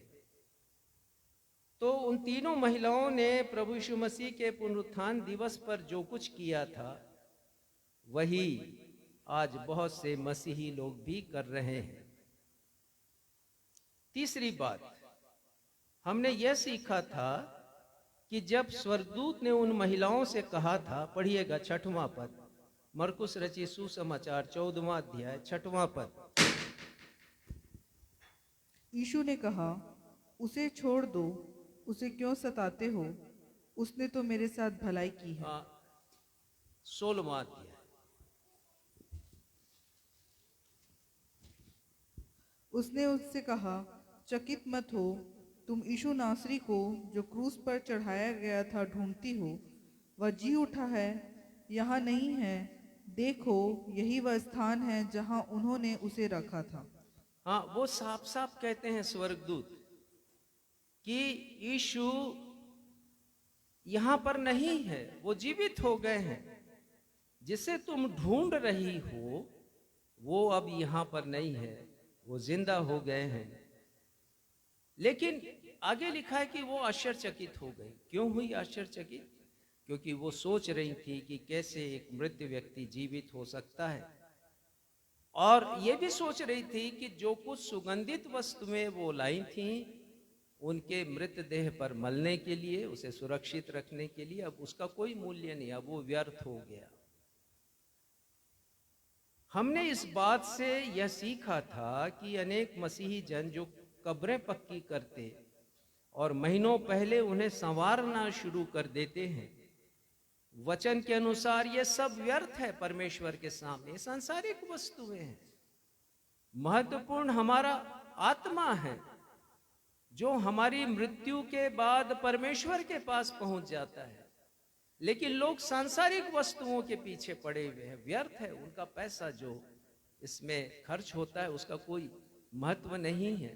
और मैं तो शिक्षा देता हूं, आज भी दे रहा हूं, यदि हमारे दर्शकों में से कोई यदि इस प्रकार की गतिविधि करते हैं ईस्टर के समय, तो बंद कर दे, उनका कोई मूल्य नहीं। पढ़िएगा ध्यान से मरकुस रचित सुसमाचार 16वां अध्याय। जो सुगंधित वस्तुएं लाई थी, अब उसका कोई मूल्य नहीं, क्योंकि यीशु जीवित है। वो तो मृत देह पर लगाने के लिए लेके आई थी। आपके भी उन सारी बातों का कोई महत्व नहीं है, अर्थहीन है और व्यर्थ है। बल्कि मैं शिक्षा देता हूं कि कभी कब्र भी पक्की मत कीजिए। जो खर्चा होता है आपको, क्योंकि कब्र पक्की करने के लिए जमीन भी खरीदनी पड़ती है, कब्रिस्तान में हजारों रुपए लगते हैं। आप उसका उपयोग लोगों के हित में कीजिए, गरीब लोगों की सेवा में कीजिए, ताकि जब यीशु आए बादलों पर तो आपको शाबाशी दे सकें कि मैं प्यासा था, तुमने मुझे पानी पिलाया। बहुत से तरीके हैं लोगों की सेवा करने के लिए, ढूंढिए उन तरीकों को, ताकि आप खड़े रह सके न्याय आसन के सामने परमेश्वर के। व्यर्थ की बातों पर खर्च बिल्कुल नहीं कीजिएगा। यीशु ने कहा कि यूहन्ना 5:29 निकालिए, यूहन्ना 5:29। ध्यान दीजिए यहाँ प्रभु यीशु मसीह ने क्या कहा, ये मेरे वचन नहीं, यीशु के वचन है। यूहन्ना 5:29। जिन्होंने भलाई की है वे जीवन के पुनरुत्थान के लिए जी उठेंगे, और जिन्होंने बुराई की है वे दंड के पुनरुत्थान के लिए जी उठेंगे। भलाई कीजिए, जीवन के पुनरुत्थान के लिए आप जीवित हो जाएंगे जब यीशु आएंगे। ये भलाई का काम कीजिए। कब्र पक्की करना, हर साल संवारना, धोना, पोंछना, सुगंधित वस्तुओं को वहां पर डालना, फूलों को डालना, इसका कोई महत्व आपके लिए होगा, परमेश्वर के लिए कोई महत्व नहीं। तो वो काम कीजिए जिसका महत्व परमेश्वर के लिए है। जो भलाई करेंगे वो जीवन के पुनरुत्थान के लिए जीवित होंगे। जरा सोचिए मैं जो कह रहा हूं और उस पर अमल कीजिए। चौथी बात हमने जो सीखा था पुनरुत्थान पर्व के दिन, वो ये था कि स्वर्गदूत ने उन्हें कब्र से वापस जाने के लिए कहा। यह भी बहुत महत्वपूर्ण है।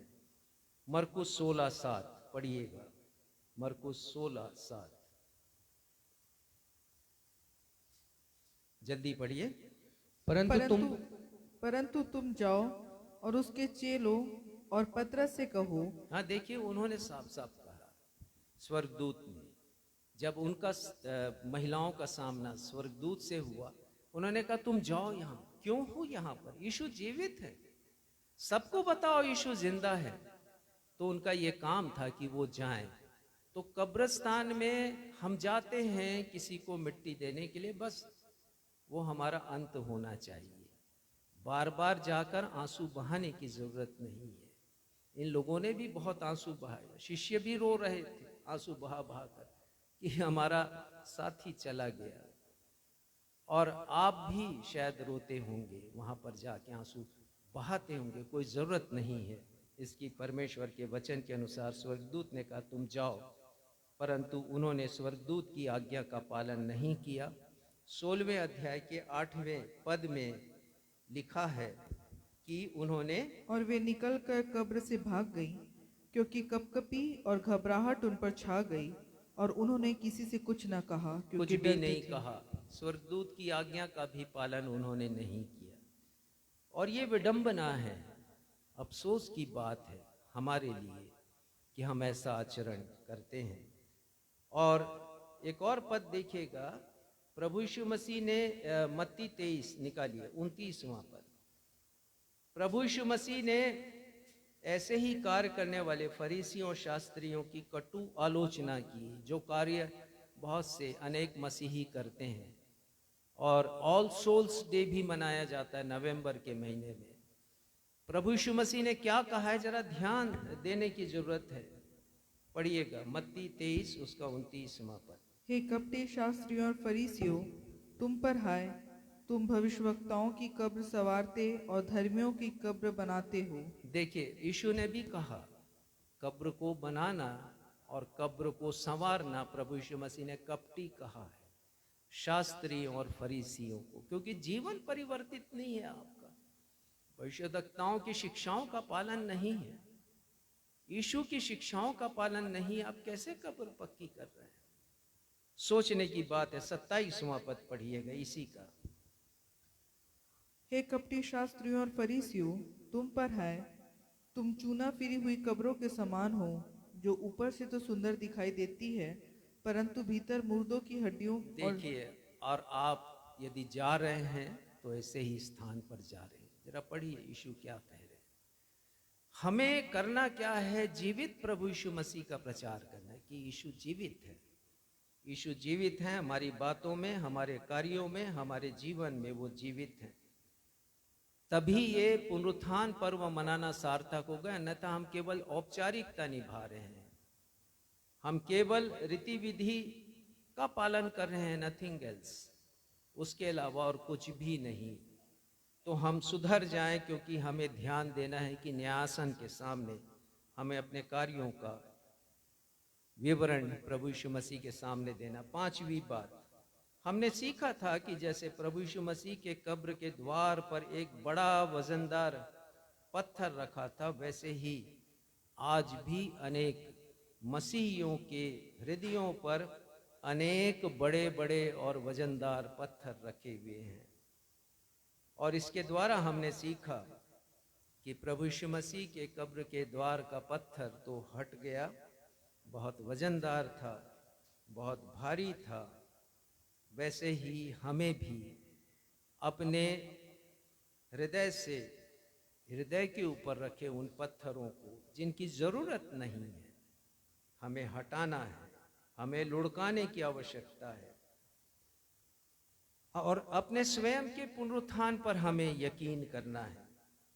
मृत्यु के पश्चात अनंत जीवन पर यकीन नहीं है, तो उन्हें उन सारे पत्थरों को हटाने की आवश्यकता है, ताकि जीवित प्रभु यीशु से संपर्क हो सके।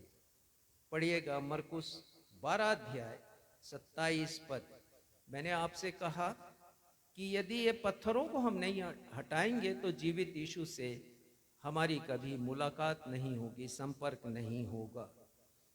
मरकुस 12:27 पद पढ़िएगा। परमेश्वर मरे हुओं का नहीं वरन जीवितों का परमेश्वर तो है। हमारा जो खुदावंद है, हमारा जो परमेश्वर है, वो जिंदों का परमेश्वर है, जीवितों का परमेश्वर है, मृतकों का परमेश्वर नहीं है। ये पत्थर हमें जिंदा नहीं रखते हैं, ये पत्थर हमें मुर्दा बना देते हैं। इसीलिए इन पत्थरों को हटाने की जरूरत है। और 24वां पद इसी का पढ़िएगा। यीशु ने उनसे कहा, क्या तुम इस कारण से भूल में नहीं पड़े हो कि तुम ना तो पवित्र शास्त्र ही को जानते हो और ना ही परमेश्वर की सामर्थ को? प्रभु यीशु मसीह ने कहा कि हमें जानने की जरूरत है वचन में क्या लिखा है, और परमेश्वर के सामर्थ को जानने की जरूरत है। पर कोशिश हमें करनी है कि इन पत्थरों को हमें हटाना है। मार्था और मरियम के सामने भी पत्थर था, एक बहुत बड़ा अविश्वास का पत्थर था। यीशु क्यों नहीं आए? भाई की तबीयत खराब हुई, लाजर की मृत्यु हो गई, क्यों नहीं आए? पर यीशु को तो महिमा करनी थी परमेश्वर की। वो रुक गए 4 दिन, और जब पहुंचे हैं तो दोनों उदास हैं। मार्था भी, मरियम भी अपने भाई के लिए आंसू बहा रहे हैं उन लोग। परंतु जो बातचीत हुई प्रभु यीशु मसीह की मार्था से, और प्रभु यीशु मसीह ने कहा, यूहन्ना 11वां अध्याय पढ़कर सुनाऊंगा। यीशु ने उससे कहा, पुनरुत्थान और जीवन मैं ही हूं, जो कोई मुझ पर विश्वास करता है वह यदि मर भी जाए तो भी वो जिएगा। प्रभु यीशु मसीह कहते हैं, विश्वास करे मुझ पर, मेरे पुनरुत्थान की सामर्थ पर। यदि कोई विश्वास करेगा तो मर भी जाए वो जीवित होगा। तो हमें विश्वास करने की जरूरत है प्रभु यीशु मसीह की सामर्थ पर। और सामर्थ ये है कि यीशु जिंदा है।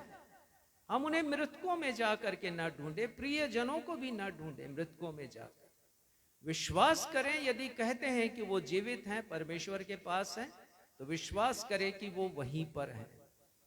और यीशु कहते हैं 26वें पद में, जो कोई जीवता है और मुझ पर विश्वास करता है वह अनंत काल तक ना मरेगा। क्या तू इस बात पर विश्वास करती है? और मार्था ने कहा, हाँ प्रभु मैं विश्वास करती हूँ।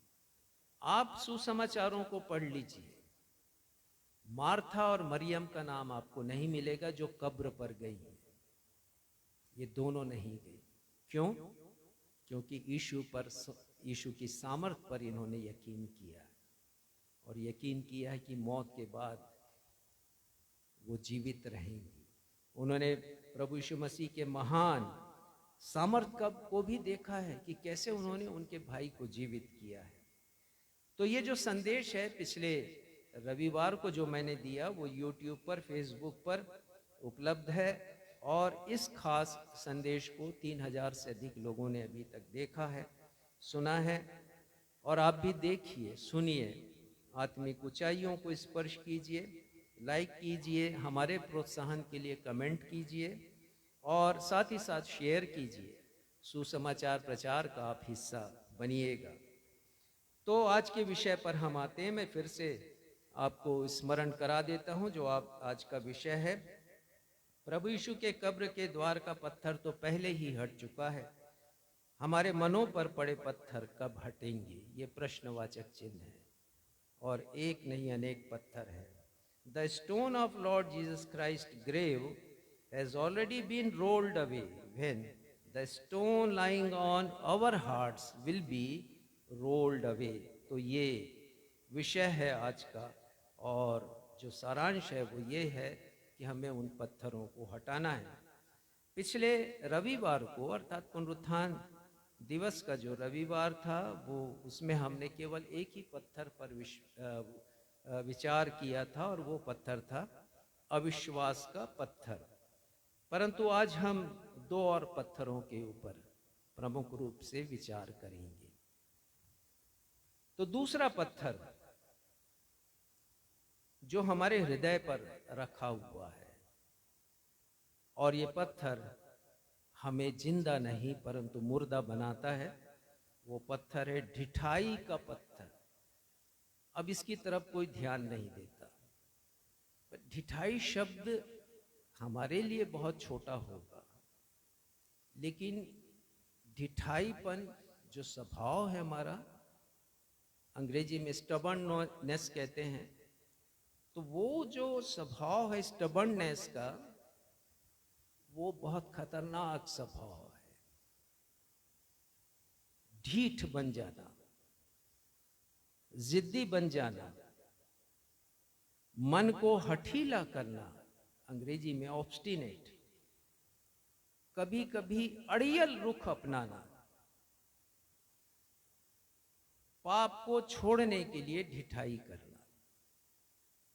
ये जो पत्थर है ये बड़ा खतरनाक पत्थर है और इसे हटाए जाने की जरूरत है। जब लोग अपने पापमय जीवन को बार बार समझाए जाने के पश्चात भी नहीं छोड़ते हैं, तब वे ढीठ बन जाते हैं पाप के प्रति और उनका विवेक जो है वो शून्य हो जाता है। फिर परमेश्वर भी ध्यान नहीं देते। परमेश्वर के अनुग्रह करने की अर्थात पाप को क्षमा करने की भी एक सीमा है। संत पौलुस कहते हैं कि क्या हम पाप करते रहें कि हम पर अनुग्रह बहुत हो? वो बोलते कदापि नहीं, क्योंकि हम बार बार यदि समझाए जाने पर भी करते हैं तो इब्रानी के लेखक कहते हैं कि हम यीशु को क्रूस पर चढ़ाते हैं। तो हम ढिठाई ना करें। यहेजकेल 3 अध्याय 7वां पद पढ़िएगा। यहेजकेल से परमेश्वर वहां पर बातचीत कर रहे हैं और यहेजकेल को वो समझा रहे हैं। पढ़िएगा यहेजकेल 3 अध्याय 7वां पद। परंतु इज़राइल के घराने वाले तेरी सुनने से इनकार करेंगे। हाँ, परमेश्वर पिता यहेजकेल से बोल रहे हैं कि तू जा प्रचार तो कर उनके मध्य में। क्या होगा? वो तेरी सुनने से इनकार करेंगे, तेरी बातों को नहीं मानेंगे, सुनेंगे भी नहीं। और आगे क्या लिखा है? वे मेरी भी सुनने से इनकार वो करते मेरी हैं। भी सुनने से इनकार करते हैं, मेरी बातों को भी नहीं सुनते हैं। और कारण आगे लिखा हुआ है, पढ़िए। क्योंकि इज़राइल का सारा घराना ढीठ और कठोर मन का है। सारा घराना 12 कुनबा था उनका, ट्राइब्स थे, और वो कह रहे हैं कि 12 के 12 लोगों ने, उनके कुनबों ने, उनकी संतानों ने ढिठाई की है। वो ढीठ बन गए हैं, मेरी बातों को नहीं सुनते हैं। अब जरा सोचिए, कितने वर्षों से हम प्रभु यीशु मसीह के पुनरुत्थान दिवस को मना रहे हैं। हमारी ढिठाई देखिए कि हमने कुछ सीखा ही नहीं है। क्योंकि हमारा आचरण उसे प्रमाणित नहीं कर रहा है प्रभु यीशु मसीह के जीवित होने को। ये ढिठाई है हमारी, और हमें समझना है इसे। जब हम ढिठाईपन करते हैं तो क्या करते हैं, जरा ध्यान दीजिएगा। निर्गमन गिनती निकालिए 15 अध्याय और 30वां पद पढ़िएगा। गिनती उसका 15वां अध्याय 30वां पद, देखिए क्या लिखा है वहां पर। परंतु क्या परदेशी जो प्राणी ठिठाई से कुछ करे वह यहोवा का अनादर करने वाला ठहरेगा। ये मूसा नबी ने सिखा दिया इजरायलियों को कि जो ढिठाई करेगा, जो भी प्राणी, जो भी जन, तो समझो वो परमेश्वर का अनादर करेगा। तो यदि किसी बात को लेकर के हम जिद पे आ जाते हैं, किसी बात को लेकर के हम अपने मन को हठीला कर लेते हैं, तो समझिए कि हम परमेश्वर का अनादर करते हैं। मलाकी की किताब और उसका 3 अध्याय और 13वां पद देखिए। ये तो और भी हमारे लिए शर्म की बात है जो यहाँ पर लिखी गई है। मलाकी 3 अध्याय 13वां पद। यहोवा यह कहता है, तुमने मेरे विरुद्ध ढिठाई की बातें कही हैं, परंतु तुम पूछते हो हमने तेरे विरुद्ध क्या कहा है। देखिए, एक तो वो ढिठाई कर रहे थे, मलाकी नबी के समय के लोग परमेश्वर की बातों की बार बार अवहेलना कर रहे थे, और वो कहते हैं परमेश्वर की हमने किस बात में ढिठाई की, जरा बताइए तो सही हमें। परमेश्वर कह रहे हैं कि तुमने ढिठाई की, और उससे भी ज्यादा ढिठाई तुम्हारी ये है कि तुम पूछते हो कि हमने क्या ढिठाई की है। हमारे साथ भी ये होता है, हम चाहे माने या ना माने। ये तब हम समझेंगे जब अपने दिल की जांच करेंगे किसी दिन, कि क्या ढिठाईपन है हमारे जीवन में, किसी बात को लेकर हम मानते नहीं। प्रभु यीशु मसीह के पुनरुत्थान के समाचार पर प्रभु यीशु मसीह की सेविकाओं ने प्रतीति नहीं की। ये उनकी ढिठाई थी, क्योंकि जब प्रभु यीशु मसीह ने कहा तीसरे दिन मैं जीवित हो जाऊंगा, तो उन्हें सुगंधित वस्तुओं को ले जाने की जरूरत ही नहीं थी। उन्हें चर्चा ही नहीं करना था कि कब्र के द्वार का पत्थर कौन लुढ़काएगा, क्योंकि यदि कोई मृत्यु पर विजय प्राप्त करता है तो उनमें इतनी सामर्थ्य है कि वो कब्र का पत्थर भी कोई मायने नहीं रखता। जो अपने शरीर में मृत देह में जीवन ला सकता है, उसके लिए 3 टन का जो पत्थर है वो क्या मायने रखता है, सोचिए इसे। पर उनका ढीठपन था कि बार बार कहे जाने के बाद भी वो सुगंधित वस्तुएं लेकर के गई यीशु की देह पर मलने के लिए। और मैं सोचता हूं केवल इसी बात को पढ़ करके बहुत से लोग भ्रमण करते, यात्रा करते हैं ईस्टर मॉर्निंग में कब्रों की तरफ। सिर्फ बिलासपुर की बात नहीं, अनेक शहरों की बात यही है। और उसके बाद ढिठाई का एक नमूना हम और देख चुके हैं। ये वही महिलाएं हैं, मरियम मगदलिनी और याकूब की मां मरियम और सलोमी। ये तीनों की ढिठाई का नमूना ये कि कहा स्वर्गदूत ने जाओ सबको बताओ यीशु जिंदा है, तो घबरा कर घर में बैठ गए, किसी को बताया भी नहीं। इससे ज्यादा ढीठपन क्या हो सकता था। और फिर शिष्यों की ढिठाई के बारे में हम पढ़ते हैं लूका रचित सुसमाचार 24वां अध्याय, लूका 24 9वां पद पढ़िएगा। यहाँ प्रभु यीशु मसीह के जो शिष्य हैं उनकी ढिठाई का वर्णन है। 9वां पद। और कब्र से लौटकर उन्होंने उन 11 को और अन्य सब को ये सब बातें कह सुनाई। ये किसकी बात है? ये प्रभु यीशु मसीह ने जो दर्शन दिया है और उन्होंने कहा है कि जीवित को मृतकों में क्यों ढूंढती हो, उन बात को उन्होंने शिष्यों को सुनाया। 11वां पद पढ़िएगा। शिष्यों को सुनाया तो क्या हुआ? परंतु उनकी बातें उन्हें कहानी सी जान पड़ी। कहानी सी जान पड़ी। कहानी जैसे कपोल कल्पित होती है ना, दिमाग की उपज होती है, वैसे शिष्यों को ये बात लगी कि ये कहानी सुना रही हमको। बताइए, रियलिटी थी, वो सच्चाई थी, कहानी नहीं थी। यीशु का जी उठना कोई कहानी नहीं है, वो वास्तविकता है, वो सच्चाई है, लेकिन जिद्दपन था। प्रभु यीशु ने अनेक ढिठाई के पत्थरों का वर्णन किया है। बहुत से पत्थर हैं, केवल यही नहीं है जो मैं पुनरुत्थान के विषय में बता रहा हूं। बहुत से पत्थर हैं जो खूंटी जमा कर हमारे हृदय पर बैठे हुए हैं, और ये पत्थर हमारे हृदय के द्वार पर पड़े हैं और हमें यीशु के जीवित नहीं मुर्दा गवाह बना रहे हैं।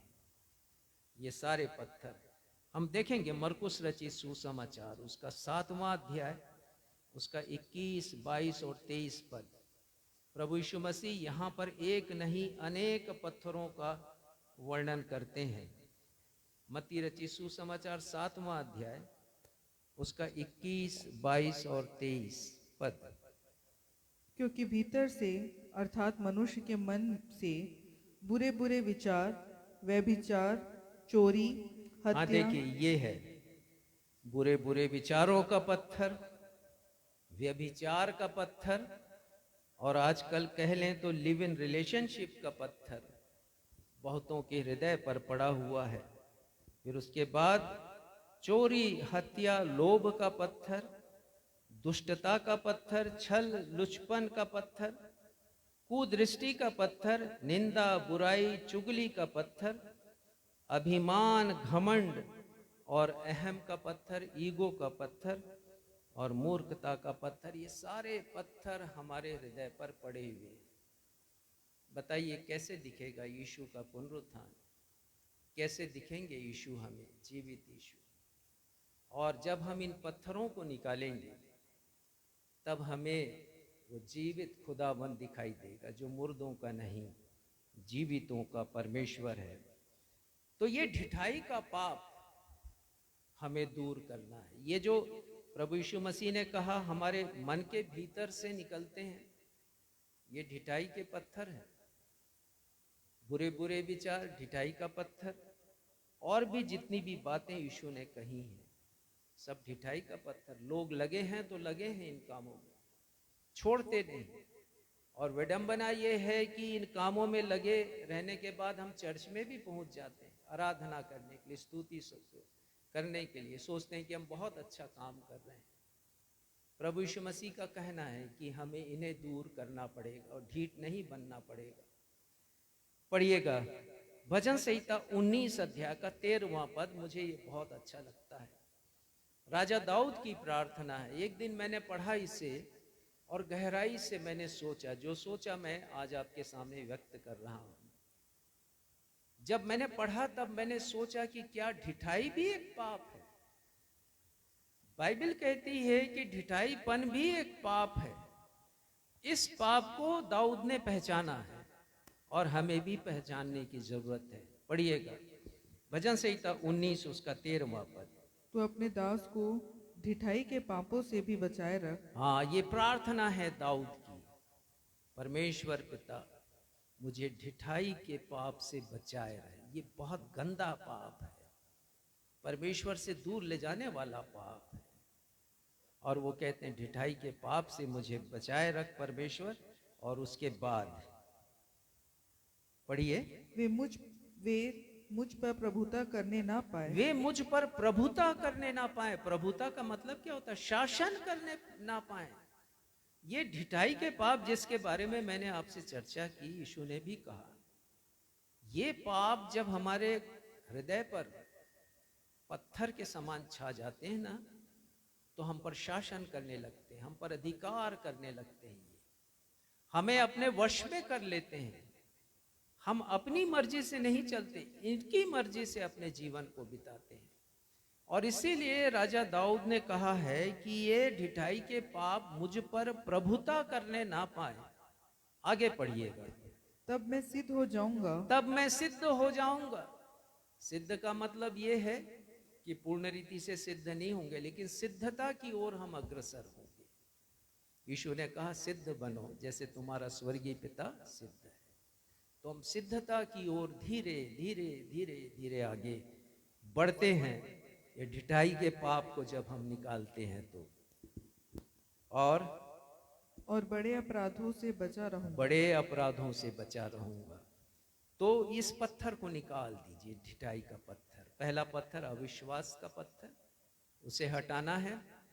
और दूसरा पत्थर ढिठाई का पत्थर। तीसरा पत्थर मैं बताऊंगा, और वो पत्थर है भ्रम का पत्थर।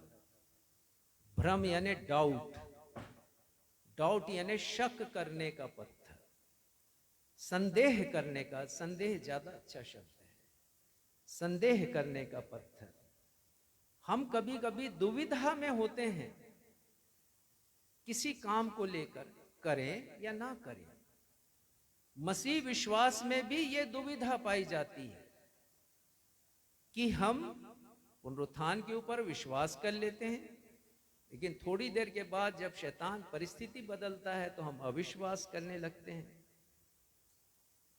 तो ये है क्या? संदेह।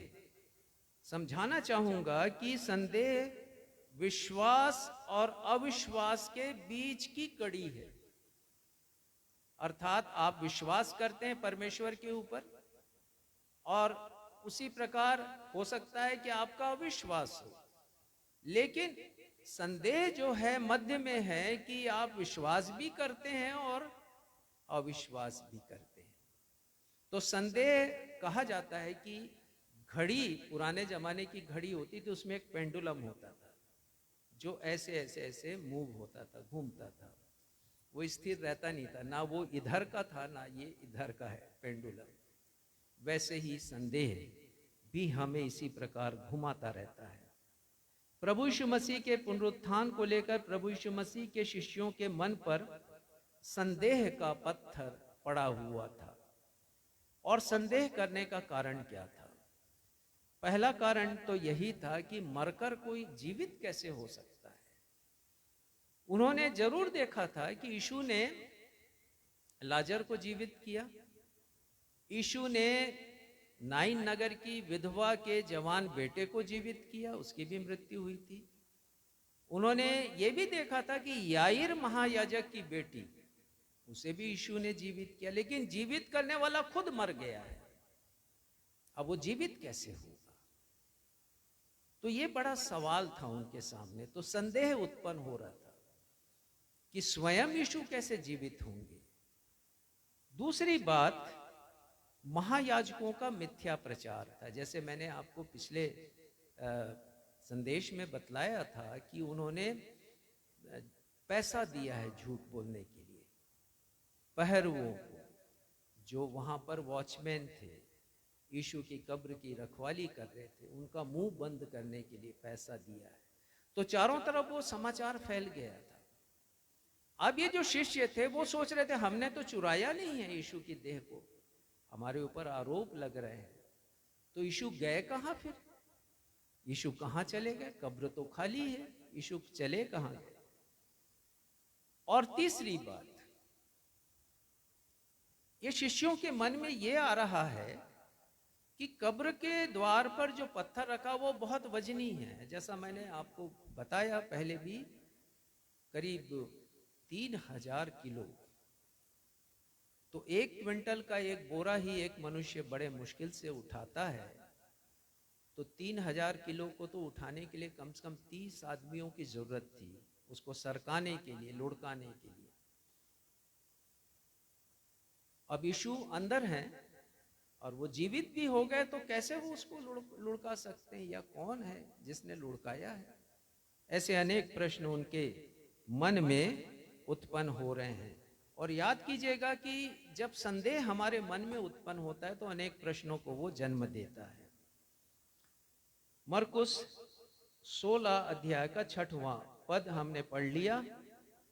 स्वर्गदूतों ने प्रभु यीशु मसीह के जीवित होने का सुसमाचार तीनों महिलाओं को दिया था, लेकिन वो संदेह से भरी हुई थी, भ्रमित थी। और उसके बाद शिष्यों के बारे में हम पढ़ते हैं, आप देख लीजिए, इस पद को हमने नहीं देखा है।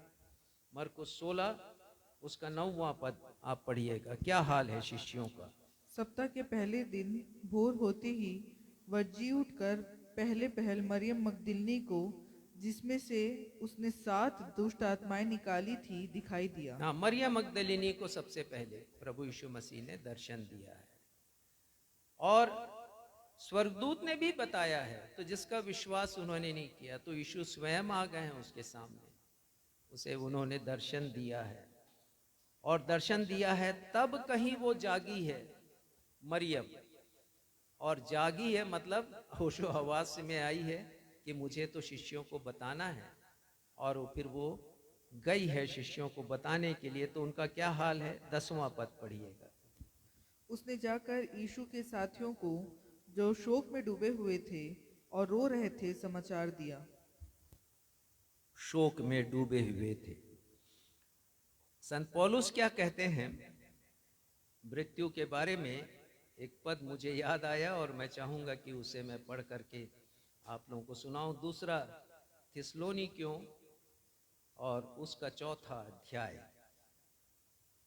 हम बहुत विलाप करते हैं जो हमारे मध्य में किसी की मृत्यु हो जाती है। और 1 थिस्सलुनीकियों 4था अध्याय 13वां पद। हे भाइयों, हम नहीं चाहते कि तुम उनके विषय में जो सोते हैं अज्ञानी रहो। ऐसा ना हो कि तुम दूसरों के समान शोक करो जिन्हें आशा नहीं। हाँ, तो शोक करने के लिए मना किया गया परमेश्वर के वचन में, पर ऐसा नहीं है कि किसी की मृत्यु हो और हम आंसू भी ना बहाएं। लेकिन अन्य जातियों के समान हमें शोक करने की मनाही है परमेश्वर के वचन में। और उनके लिए जो प्रभु में सो गए हैं, ये बहुत महत्वपूर्ण है। वो कहते हैं जो प्रभु में सोते हैं, तो हमें अज्ञानी नहीं होना है। और यहाँ पर जो शिष्य हैं, आ जाएं मरकुस 16:10 में, वो शोक से पीड़ित हैं, बहुत शोकित हैं और रो रहे हैं। 11वां पद पढ़िएगा। उन्होंने यह सुनकर कि वह जीवित है और उसने उसे देखा है, प्रतीति ना की। उन्होंने विश्वास ही नहीं किया। प्रतीति नहीं की मतलब संदेह किया है यीशु के पुनरुत्थान के पर। यह शिष्यों का हाल है। उसके बाद पढ़िएगा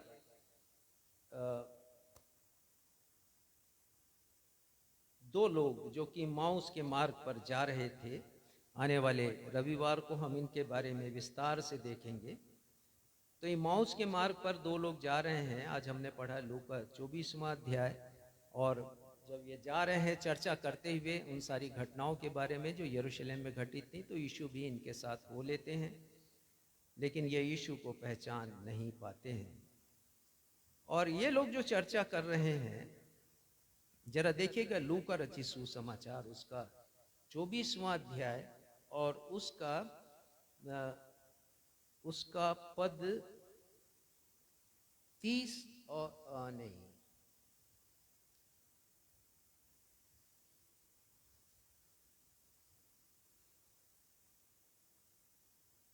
ये लोग संदेह में थे प्रभु यीशु मसीह के बारे में।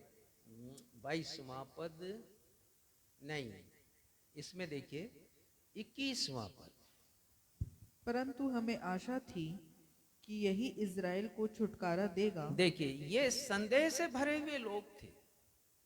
यीशु को उद्धारकर्ता के रूप में नहीं देखे, यीशु को जीवित परमेश्वर के रूप में ये नहीं देख रहे थे इजरायली लोग। और ये 2 जो बहुत करीबी प्रभु यीशु मसीह के थे, जो प्रभु यीशु मसीह के क्रूस पर मृत्यु को और जी उठने की चर्चा को करते हुए जा रहे थे, वो कह रहे हैं कि हमें तो उम्मीद थी इस बात की कि इजराइल को स्वतंत्रता ये प्रदान करेंगे। तो इस प्रकार की नाउम्मीदी थी लोगों के मन में और उसके कारण संदेह से ये भरे रहेंगे। देखिए, मैं आपको बताना चाहता हूं कि शैतान का जो पहला काम होता है कि वो हमारे मन में आकर हमारे विचारों में संदेह उत्पन्न करता है। ये ठीक ऐसा ही है जैसा उसने हवा के मन में परमेश्वर के प्रति संदेह उत्पन्न कर दिया। परमेश्वर के प्रति जो विश्वसनीयता होनी चाहिए थी, संदेह के द्वारा उसे उसने तोड़ दिया। भ्रम में रहना, संदेह करना, दुविधा में रहना, शक करना तब तक खतरनाक स्थिति है जब तक इसका इलाज ना किया जाए। हमें इस संदेह का इलाज करना जरूरी है। हम संदेह के साथ जीवन नहीं बिता सकते यदि हम मसीही हैं। हमें संदेह को दूर करके दृढ़ विश्वास की ओर आना पड़ेगा। प्रभु यीशु मसीह के पास समाधान है, हम यीशु के पास आ जाएं। आदम और हवा को चाहिए था कि जब शैतान ने उनके मन में संदेह उत्पन्न किया तो वो परमेश्वर के पास जाते, इसके पहले कि वो फल को खाते तोड़कर, और कहते परमेश्वर पिता देखिए तो जरा, शैतान हमसे ऐसा कह रहा है कि इस फल को हम खाएंगे आपके बराबर हो जाएंगे, हमें सृजन करने की क्षमता आ जाएगी। तब परमेश्वर पिता उन्हें समझा देते। हमारा ये काम है कि हम यीशु के पास आए। तो जब ये दो लोग इम्माउस के मार्ग पर जा रहे थे लूका 24 में, तो प्रभु यीशु मसीह ने उनके मन के संदेह को दूर किया। 24 अध्याय के 13 से 16 पद में लिखा है कि वो यीशु को पहचान नहीं सके, पर जब यीशु की करीबी उन्हें मिली है, जब उन्होंने यीशु को रोका है, तो यीशु ने अपने आप को उन पर प्रकट किया। पढ़िएगा 30वां पद, लूका 24 उसका 30वां पद। जब वह उनके साथ भोजन करने बैठा तो उसने रोटी लेकर धन्यवाद किया और उसे तोड़कर उनको देने लगा।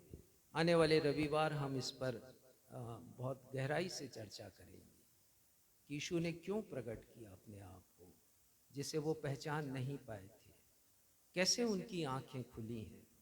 आने वाले रविवार के संदेश को आप अवश्य सुनिएगा। तो भ्रम दूर होगा हमारा तब जब हम प्रभु यीशु मसीह के पास आएंगे, और ठीक ऐसे ही भ्रम दूर होगा जैसे उन महिलाओं का हुआ, लेकिन परमेश्वर ने उनके लिए कोशिश की कि वो समझ जाएं, लेकिन उन्होंने नहीं समझा। हम तो समझ जाएं इस बात को। देखिए कैसे भ्रम दूर होगा। मरकुस 16 उसके 4 पद को पढ़िएगा। 3 को पहले पढ़ लीजिए, फिर 4 को पढ़िए। और आपस में कहती थी, हमारे आपस में वो जो तीनों हैं वो चर्चा कर रही थी, हमारे लिए कब्र के द्वार पर से पत्थर कौन लुढ़काएगा। इसके ऊपर काफी बातें मैंने कही हैं। 4 पद पढ़िएगा। जब उन्होंने आंख उठाई तो देखा कि पत्थर लुढ़का हुआ है, वह बहुत ही बड़ा था। हाँ, बहुत बड़ा होने के बावजूद भी वो लुढ़का हुआ है। ये कब देखा? जब उन्होंने आंखें उठाई। तो हम भी अपने भ्रम को, अपने संदेह को तब दूर करेंगे जब आंखों को उठाएंगे परमेश्वर की तरफ। आंखों को यदि नीचे रखेंगे ना, तो शैतान अपने भ्रम जाल में हमें फंसा कर रखेगा। हम कभी भी संदेह की सीमा से बाहर नहीं जा पाएंगे। तो ये 3 पत्थर हैं, मैंने बताया आपको, हमारे हृदय पर आसीन हो जाते हैं तो हमें कठोर बना देते हैं। अविश्वास का पत्थर पहला, दूसरा ढिठाई का पत्थर, तीसरा संदेह का पत्थर, और हमारे हृदय को पत्थर के समान कठोर बना देते हैं। बाइबल कहती है कि मनुष्य का कोमल हृदय, जिस पर परमेश्वर का वास होता है, हमारा कोमल हृदय जो संवेदना का, अर्थात कंपेशन का, प्रेम का और भावनाओं का केंद्र है, वो पत्थर के समान कठोर भी बन सकता है। ये मैं नहीं कह रहा, परमेश्वर का वचन कह रहा है, स्वयं परमेश्वर ने कहा है।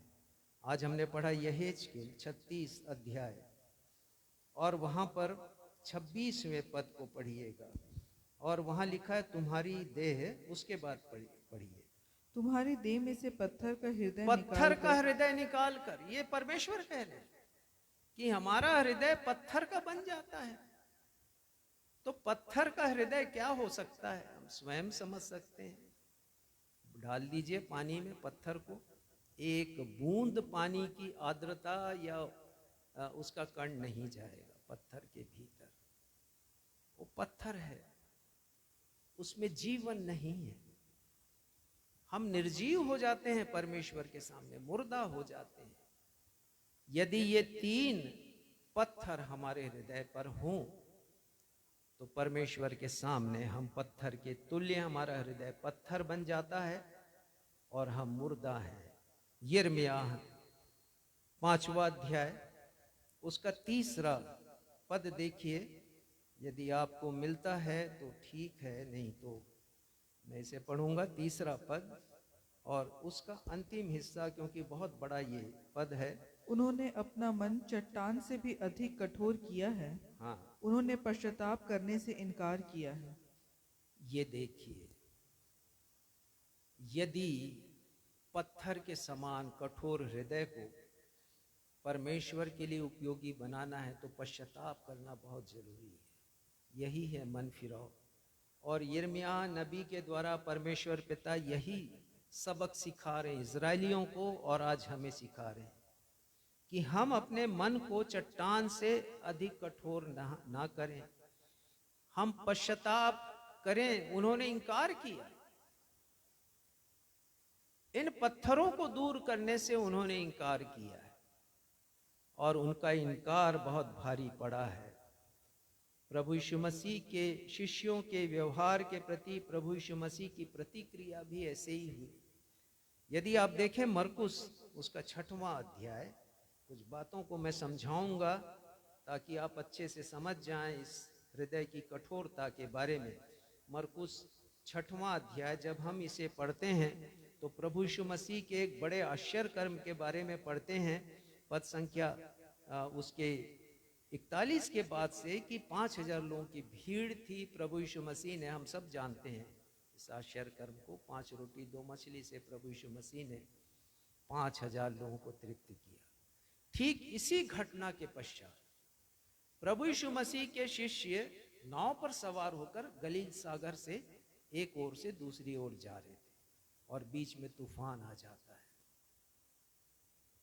तो शिष्यों ने उस तूफान को, उस आश्चर्य कर्म को देखा है। ठीक इसके पहले प्रभु यीशु मसीह की सामर्थ का अनुभव उन्होंने किया है।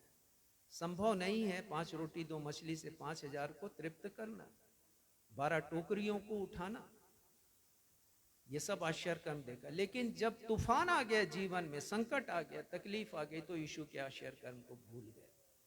तब यीशु क्या कहते हैं, पढ़िएगा 52वां पद। वे उन रोटियों के विषय में ना समझे थे क्योंकि उनके मन कठोर हो गए थे। उनके मन कठोर हो गए। आश्चर्य कर्म देखने के बाद भी बहुत से मसीहियों के जीवन की यही कहानी है। एक के बाद एक परमेश्वर पिता आश्चर्य कर्म करते हैं, लेकिन मन कठोर का कठोर बना रहता है। और हम देखेंगे और भी मरकुस का 6वां अध्याय और 52वां पद देखिए क्या लिखा है यहाँ पर। 6वां अध्याय 52 पद तो हमने पढ़ लिया। देखेंगे 8वां अध्याय, इसको भी मैं संक्षेप में आपको समझाना चाहता हूँ। 14वां पद पढ़िएगा। चेले रोटी लेना भूल गए थे। रोटी लेना भूल गए। कहाँ भूल गए वो? जब वो यात्रा करे, एक और यात्रा है, एक दूसरी यात्रा है, ये गलील की यात्रा है, गलील झील के ऊपर यात्रा है, और वो रोटी लेना भूल गए हैं। तब वो चर्चा करे, अरे हम तो रोटी लेना भूल गए। प्रभु यीशु मसीह क्या कहते हैं? 18वां पद, क्या आंखें रखते हुए तुम्हारा मन, इसी के पहले पढ़िए, क्या तुम्हारा मन कठोर हो गया है? हाँ, क्या आंखें रखते हुए भी नहीं देखते और कान रखते हुए भी नहीं सुनते? प्रभु यीशु मसीह बहुत कठोर भाषा का इस्तेमाल करते हैं शिष्यों के लिए कि तुम्हारा मन ही कठोर हो गया है। आंख रहते हुए तुम देखते नहीं, कान रहते हुए तुम सुनते नहीं। तुमने बड़े बड़े आश्चर्य कर्म देखे, लेकिन तुम अभी भी इसी बात पर बहस कर रहे हो कि रोटी नहीं है। रोटी तो तुम्हारे साथ बैठा हुआ है, वो मैं हूं, मैं जीवन की रोटी हूं जो तुम्हारे साथ। तुम रोटी की चिंता क्यों कर रहे हो? मैं हूं तो तुम्हारे लिए सारी चीजें उपलब्ध है। हम आगे बढ़ेंगे जब हृदय को कठोर कर लेते हैं तो परमेश्वर से हम दूरी बना लेते हैं। आज हमने पढ़ लिया भजन संहिता 95 में, उसके 8वें पद में लिखा है, अपना अपना हृदय ऐसा कठोर नहीं करो जैसा इजरायलियों ने किया था। और फिर 10वें पद में लिखा है, 40 वर्ष तक मैं उस पीढ़ी के लोगों से रूठा रहा। यदि हम अपने हृदय को कठोर करके रखेंगे तो समझिए कि परमेश्वर को हम उदास करेंगे, दुखी करेंगे। रूठे रहे परमेश्वर, और उनमें से एक भी जन प्रतिज्ञात किए हुए देश में, कनान देश में प्रवेश नहीं कर सका था। परमेश्वर ने कहा था, 11वें पद के दूसरे हिस्से में लिखा है, ये मेरे विश्राम स्थान में कभी प्रवेश करने नहीं पाएंगे, और वो प्रवेश करने नहीं पाए। हमारे लिए सोचने की जरूरत है। आज यदि हमने इन पत्थरों को नहीं हटाया तो हम भी स्वर्ग में प्रवेश करने से वंचित कर दिए जाएंगे। इस बात को गंभीरता से सोचने की जरूरत है। हृदय का कठोर हो जाना, अंतिम बात बताऊंगा, समाप्त करूंगा संदेश को। मेडिकल साइंस भी कहता है कि मनुष्य का हृदय कठोर होता है, और मैंने पढ़ा इसके बारे में। इसे कहते हैं कार्डियोमायोपैथी। इसका मतलब होता है कि कुछ मनुष्यों का जो हृदय है, उसका जो मांस है, हृदय का मांस, वो कड़ा हो जाता है। और जब कड़ा हो जाता है तो उस व्यक्ति को जरूरत होती है कि वो अस्पताल आए और हृदय की सर्जरी कराए। और सर्जरी भी नहीं होती, ट्रांसप्लांट होता है। एक कृत्रिम हृदय ऐसे रोगियों को लगाया जाता है, क्योंकि यदि उन्होंने हृदय ट्रांसप्लांट नहीं किया, हृदय रोपण नहीं किया, तो उनकी मृत्यु हो जाएगी। बहुत बड़ा सबक है हमारे लिए कि हमारे भी हृदय को ट्रांसप्लांट करने की जरूरत है। यदि ये पत्थरों से आच्छादित है, पत्थर है, इसके ऊपर हटाने के लिए परमेश्वर की सहायता की जरूरत है।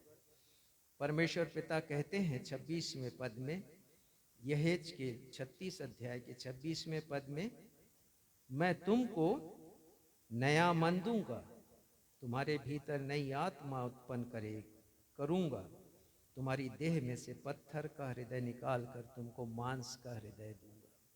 ये है हमारा परमेश्वर। वो ट्रांसफॉर्म करते हैं, वो हमारे हृदय को निकालते हैं, ट्रांसप्लांट करते हैं।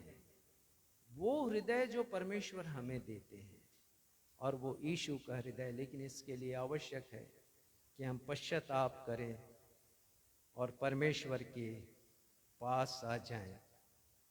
अंतिम पद निकालिए, देखिए नीति वचन 28, उसका 14वां पद और दूसरा हिस्सा पढ़िएगा।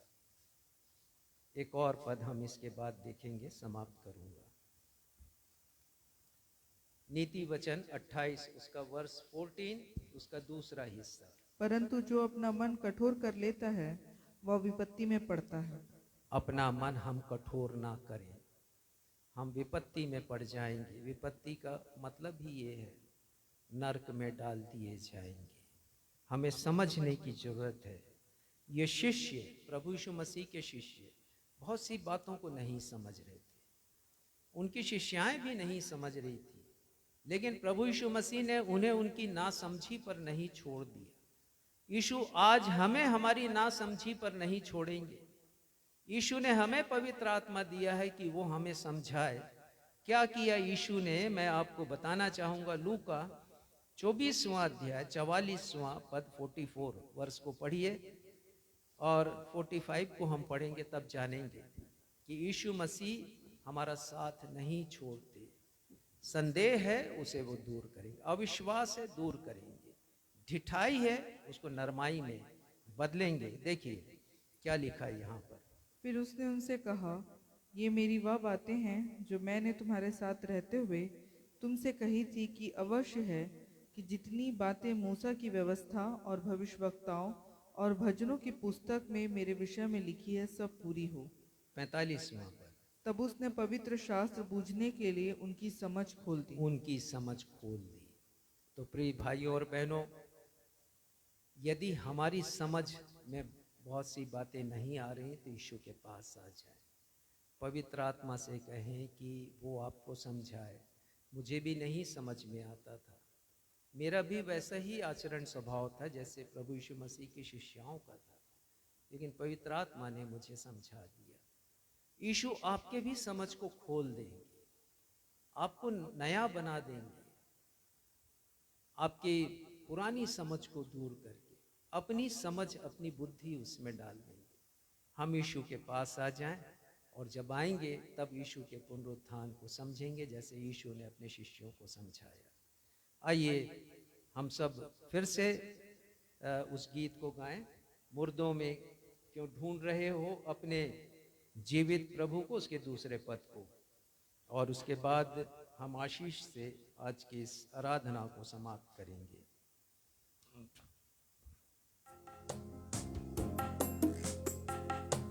दूसरे पद से हम शुरू करेंगे।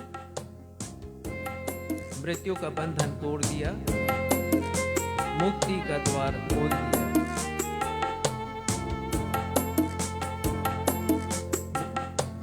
मृत्यु का बंधन तोड़ दिया, मुक्ति का द्वार खोल दिया।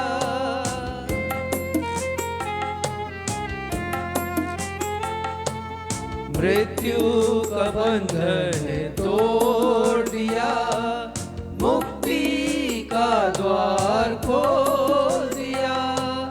विश्वास के द्वारा अनुग्रही से अपने लहू से बचाया।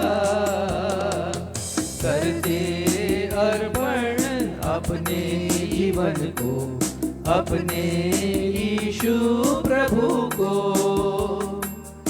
आओ देखो कब्र है खाली, देखो उसकी सामर्थ को। ओ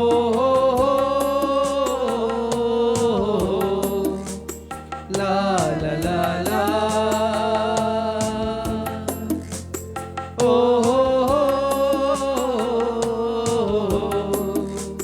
ला ला ला ला ला ला ला। अब मैं आप सबों को परमेश्वर पिता के सुरक्षामयी हाथों में अनुग्रह के इन वचनों के साथ सौंप देता हूँ। ये वचन आपके आत्मिक जीवन की उन्नति कर परमेश्वर पिता के चुने हुए लोगों के साथ उत्तराधिकार पाने में सहभागी बना सकता है। उसी अद्वैत परमेश्वर पिता का प्रेम, हमारे उद्धारकर्ता मृत्युंजयी प्रभु यीशु मसीह का अनुग्रह और शांतिदायक पवित्र आत्मा की सहभागिता हम सभी के साथ अब से लेकर हमारे उद्धारकर्ता प्रभु यीशु मसीह के दूसरे आगमन तक या हमारी अंतिम सांस तक जो भी पहले हो, युगानुयुग होती है। हम सब कहें आमीन।